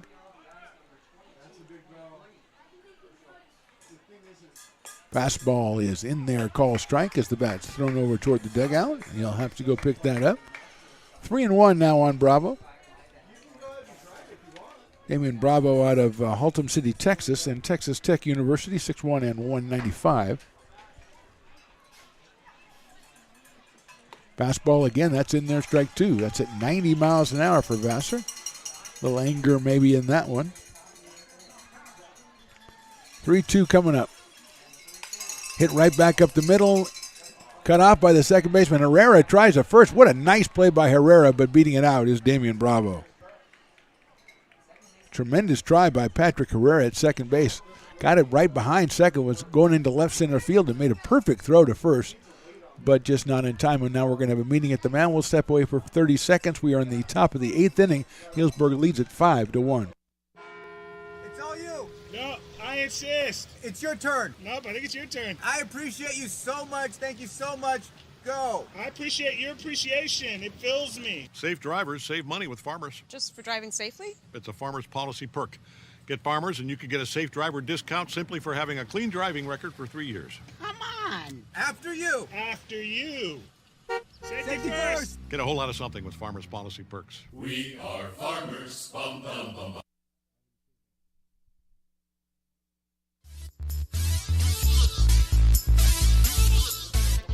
Kyle Russell at the plate as the meeting is over.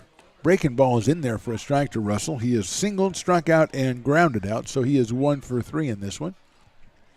2 runs in the inning on a Peyton Schultz home run. Damian Bravo with the infield single. There he goes. Fastball's high and inside. Throw at second's not going to be in time. A difficult throw by Lavin. He had to go up and get it behind the head of the batter and then try to get it to second base. He made a nice throw, but Bravo had it stolen. So Bravo came off the bench. He's 2 for 2 now with a stolen base. And it's a 1-ball, 1-strike count on Kyle Russell. Breaking ball's popped up. It's going to get, I think, out of play. Back behind home plate. So it's 1 ball and 2 strikes. Robbie Hamchuk, the leadoff hitter, on deck for the Prune Packers, who now lead this one 5-1. 2 big blows. Ivan Bredauer and Peyton Schultz with home runs, driving all 5 of the runs for Healdsburg. Breaking ball called strike 3. So 2 outs, second strikeout for Vassar. We go to the top of the order and Robbie Hamchuk.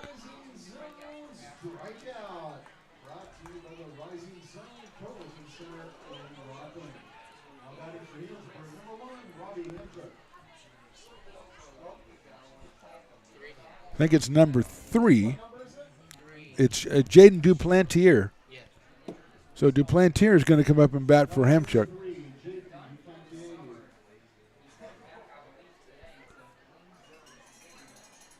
So Jaden Duplantier is going to hit.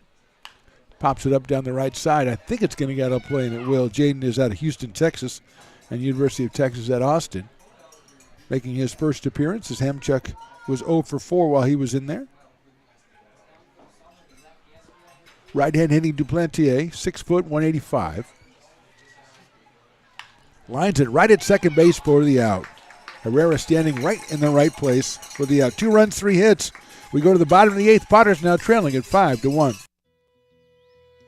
It begins on the farm, where hard work breeds motivation. Care is taken under watchful eyes. With new growth comes inspiration, where playtime is mandatory. Welcome to Dueling Dogs Brewing Company.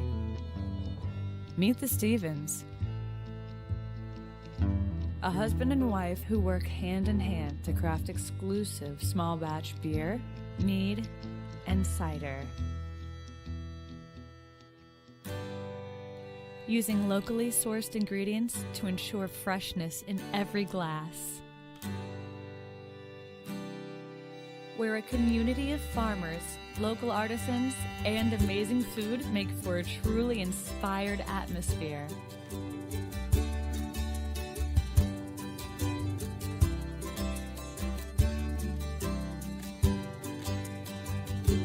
At the end of the day, we know the value of hard work. The families it unites, it's in the pride we take, the stories we tell, and the best friends who are cherished. Dueling Dogs Brewing Company. Lincoln Potters Baseball. Come on out and join in the fun. Bottom of the 8th inning, Potters now trail at 5-1. Carter Benbrook still out on the mound for the Prune Packers. The third pitcher, Chris Stamos, went the first 4, gave up 3 hits and no runs, struck out 4. Then Michael Rice, 2 1/3 innings, 3 hits, 1 run, struck out 5. And then Benbrook came on in the 7th inning, gave up a single to Luke Lavin, but retired the Potters.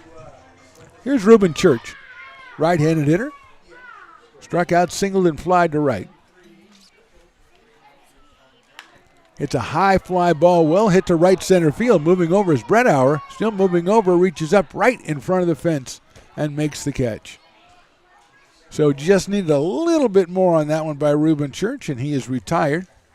Hit the ball hard a couple of times today, only 1 for 4 to show for it. Here's Peyton Brennan. He's grounded out, struck out, and doubled. Scored back in the 6th inning, scored the only run for the Potters on the Dominic Rodriguez RBI single. Left-hander against left-hander now. Benbrook out of Carmichael, California. That one is down low for a ball.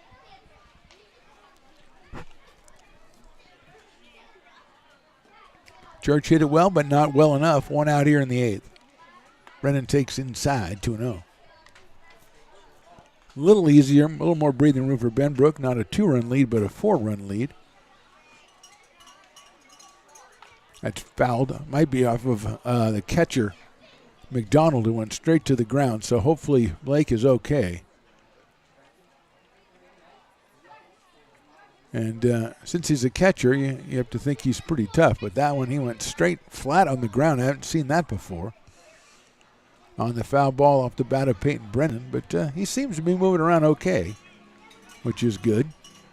Now he's jumping up and down in place. So, trying to get the blood circulating, Riley knows about that. That's what you do after you have your first ice cream. You jump up and down, get the blood circulating again. 2-1 pitch misses outside on the strike. Well, okay. My bad, ump. 2-2. Was it outside, Riley? He didn't think so. Okay, my bad. That's chopped foul. Rolled over on a breaking ball, 2-2. I thought Riley would have my back, but no. It doesn't take anything to say, yeah, you were right, Phantom. I mean, it really doesn't. That's okay. That's all right, I'll remember that. 2 balls, 2 strikes. 1 out here in the 8th. It's a down ground on first base, picked up over there by Sharpio. He gets it there a step ahead of Peyton Brennan. So 2 outs, and that'll bring up Dominic Rodriguez. He has grounded to third, struck out, and had an RBI single. His 6th run batted in of the season, or the summer, for Dominic Rodriguez. Looks like Nolan Wilson. No, I don't think that's Nolan Wilson. That's fouled out of play.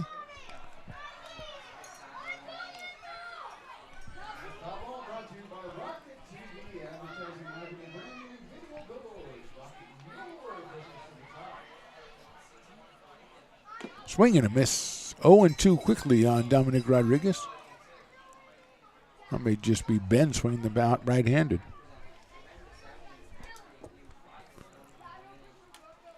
Outside for a ball, 1-2.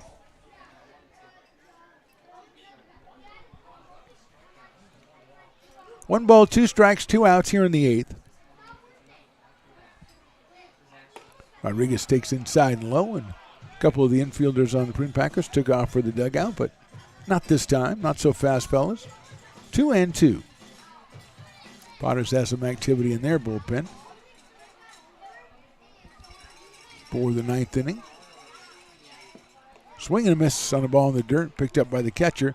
Flips it down to first base for the out. So 1-2-3 in the 8th for the Potters. We go to the 9th. Potters trail 5-1.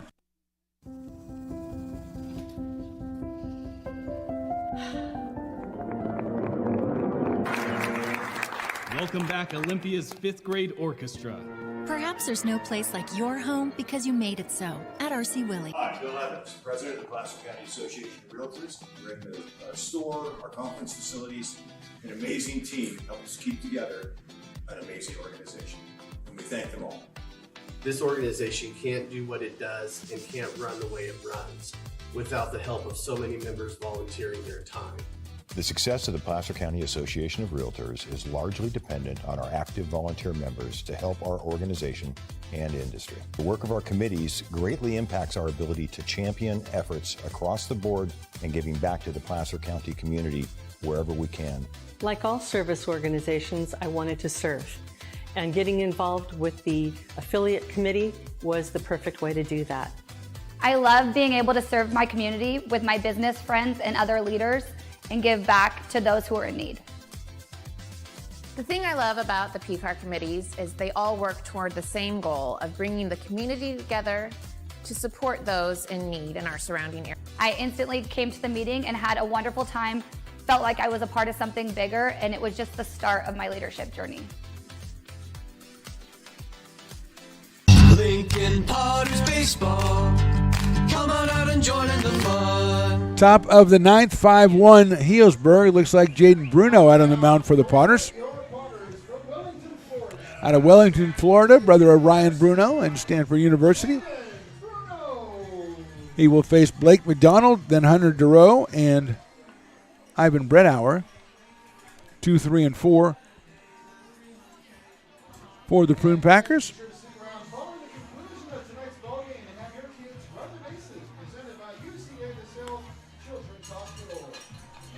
Jaden finishing up his warm-up tosses.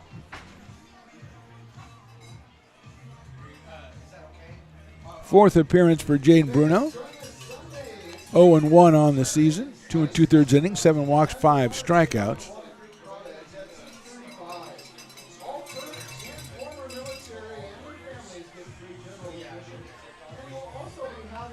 Top of the ninth, 5-1 Healdsburg. These two teams meet again tomorrow in Healdsburg. 6:05 first pitch in that one. Then Potters back for a weekend series against the Walnut Creek Crawdads, second place team in the CCL. Friday at 6:35 and Sunday at 6:05 are the listed times. But check your local listings in case there's a heat situation. We might move that back a little bit. Last time we'll see the Crawdads. Next week it is a 3-game series against the Mudcats, and Wednesday will be the only home game of that series. So come back next Wednesday. The Mudcats taking on the Potters, and the Bay Area Admirals finish us off. A weekend series next weekend, a week from this weekend, Friday and Sunday, the home games in that one.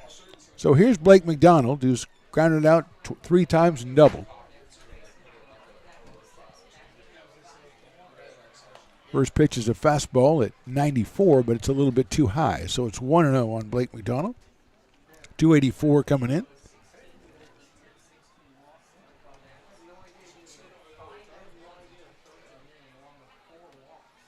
Fastball is outside. 2-0. Jaden Bruno at 6'3", 220 pounds.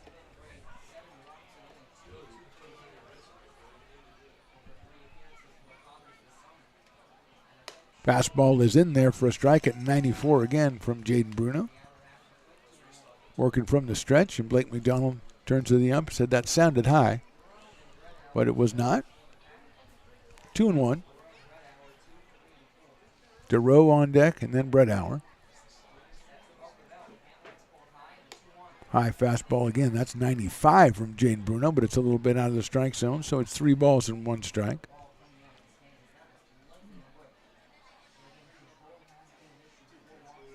Fourth appearance for Bruno. Fastball inside, ball 4. So McDonald's down to first base, on base for the second time today. Hunter Durow coming to the plate. He's walked, singled twice, and grounded to shortstop. He came in at .458 with 7 home runs.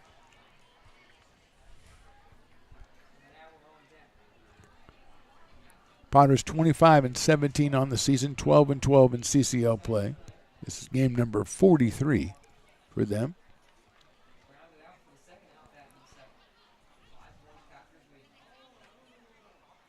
Swing on and missed at 93 by Durow. So he's behind the count, 0-1. Ivan Bredauer to follow.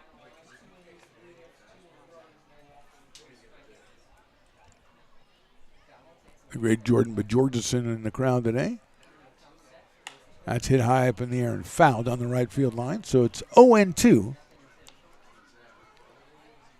on Hunter Duro. Vacaville, California, and San Jose State University for Hunter. 6 foot, just under 200 pounds, according to my roster. 0-2 coming from Bruno. Short lead at first by McDonald. Swinging him. I thought he missed it. And I think he did, but the ball bounced away from Lavin, and going down to second will be Blake McDonald. So it's a pass ball.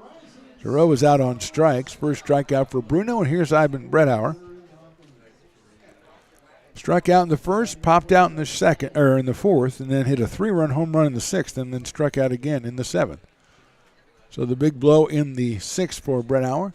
Big blow in this game. McDonald now out at second base. That's a chop foul on a fastball at 94 from Bruno. So it's 0-1 on Bredauer. Ivan from Massachusetts. The family's from Massachusetts. He goes to UCSB. 1 for 4 so far tonight. And 3 runs batted in. Settles in, 6'6", 245 pounds against 6'3", 220 on the mound in Jaden Bruno. McDonald leads at second base. That is just a little high. Took something off that one and just missed the strike zone. 1 ball and 1 strike on Bredauer. Potters with 6, 7, and 8 coming up in their half of the 9th inning. That ball's fouled into the glove of Luke Lavin, so it's 1-2 at 94 again by Jaden Bruno.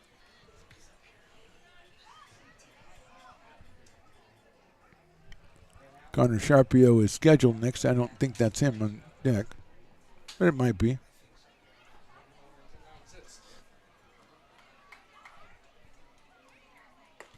That is just inside for a ball. 2-2.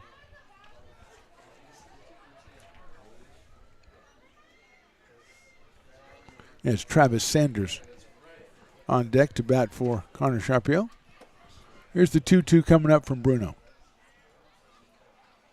Fastball misses outside.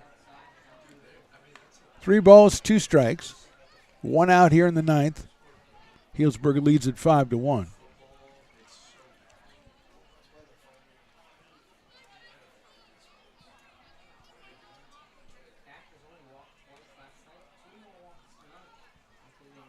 That's in the dirt, ball 4.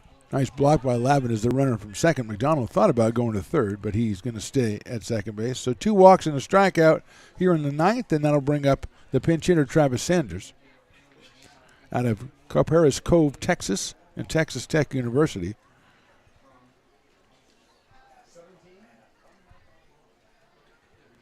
Sharpio was 1 for 3 while he was out there today. A couple of strikeouts and a base on balls.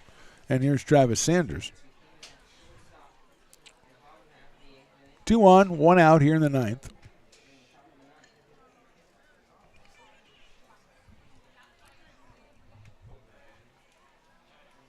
Swinging and a foul to the catcher's glove at 95 miles an hour.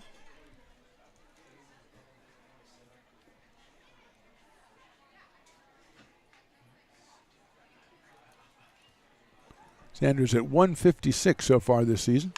Hits that one sharply out toward short to second for 1. They're going to try to get a double play, and I believe they do. 6-4-3 Potters. So the double play ends the top of the 9th. We go to the bottom of the 9th. Healdsburg leads at 5-1. Have you ever wondered, what is CMN? I thought so. Let me help. CMN stands for Children's Miracle Network, a non-profit organization that raises money for children's hospitals. Locally, UC Davis Children's Hospital is your CMN hospital, the only one in our area. It is a nationally ranked comprehensive children's hospital that provides the highest quality of care to pediatric patients like me. How is this level of care possible? With help from CMN donations.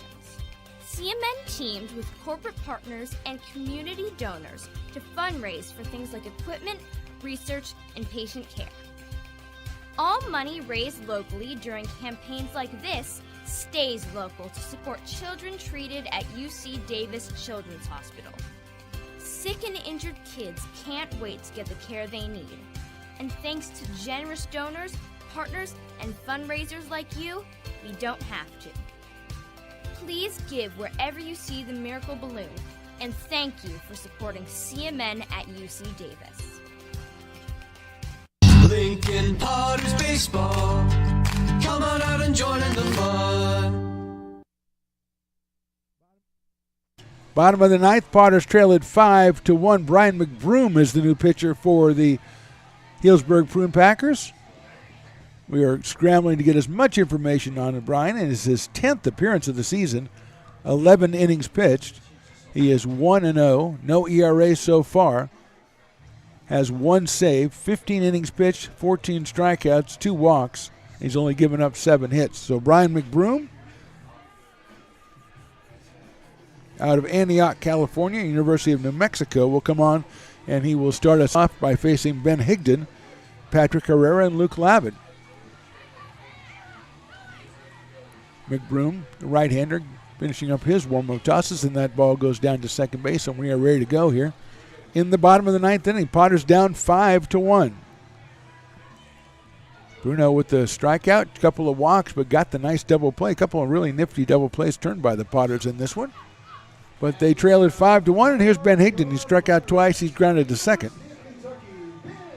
Out of Paducah, Kentucky, Mr. Ben Higdon against Brian McBroom. Fastball on the outside corner for a strike. 0-1 on Ben.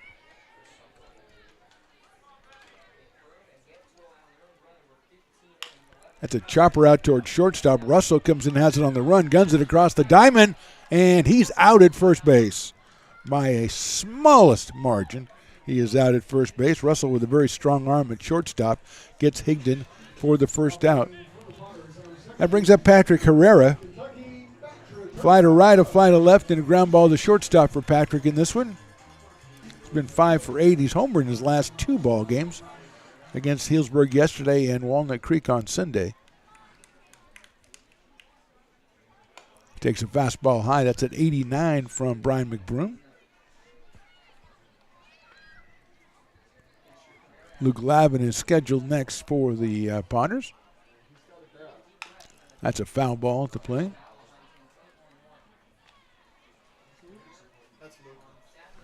And Lavin is in the on-deck circle, according to my eye in the sky, Mr. Willie Preston.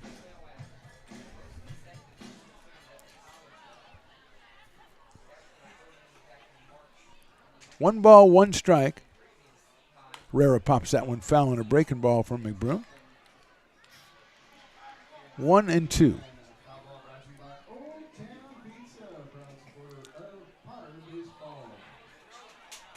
One ball, 2 strikes, 1 out here in the ninth. Fastball misses outside. Evens the count at 2-2 from Patrick Herrera. Out of Mesa, Arizona, and the University of Kentucky. 2-2 coming up. Check swing, pulled it back, and the umpire said he didn't pull it back enough, call strike 3, or else that caught the outside corner, which would be very, very unlikely. Herrera is out on strikes.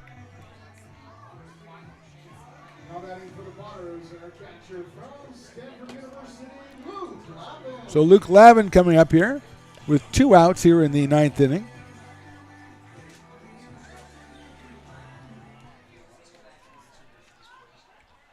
Luke has a single, has 2 singles in this one.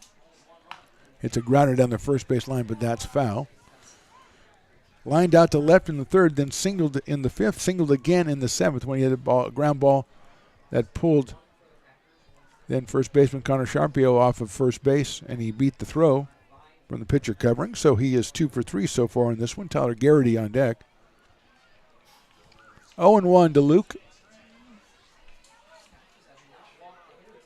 Pops that one foul out of play, 0-2. So the Potters down to their last strike here in this one at McBean Stadium.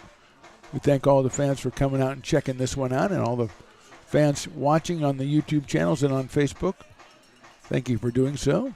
And subscribe to the YouTube channels to be alerted whenever we go live with the Potters game.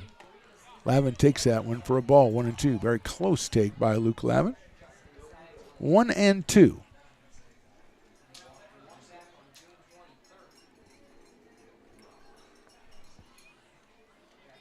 One and two to Luke. Breaking ball misses. 2-2.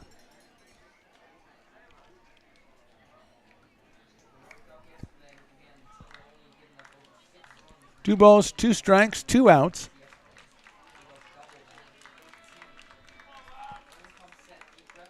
Lavin swings and misses. Strike 3, and that's your ball game. No runs, hits, or errors in the ninth for the Potters.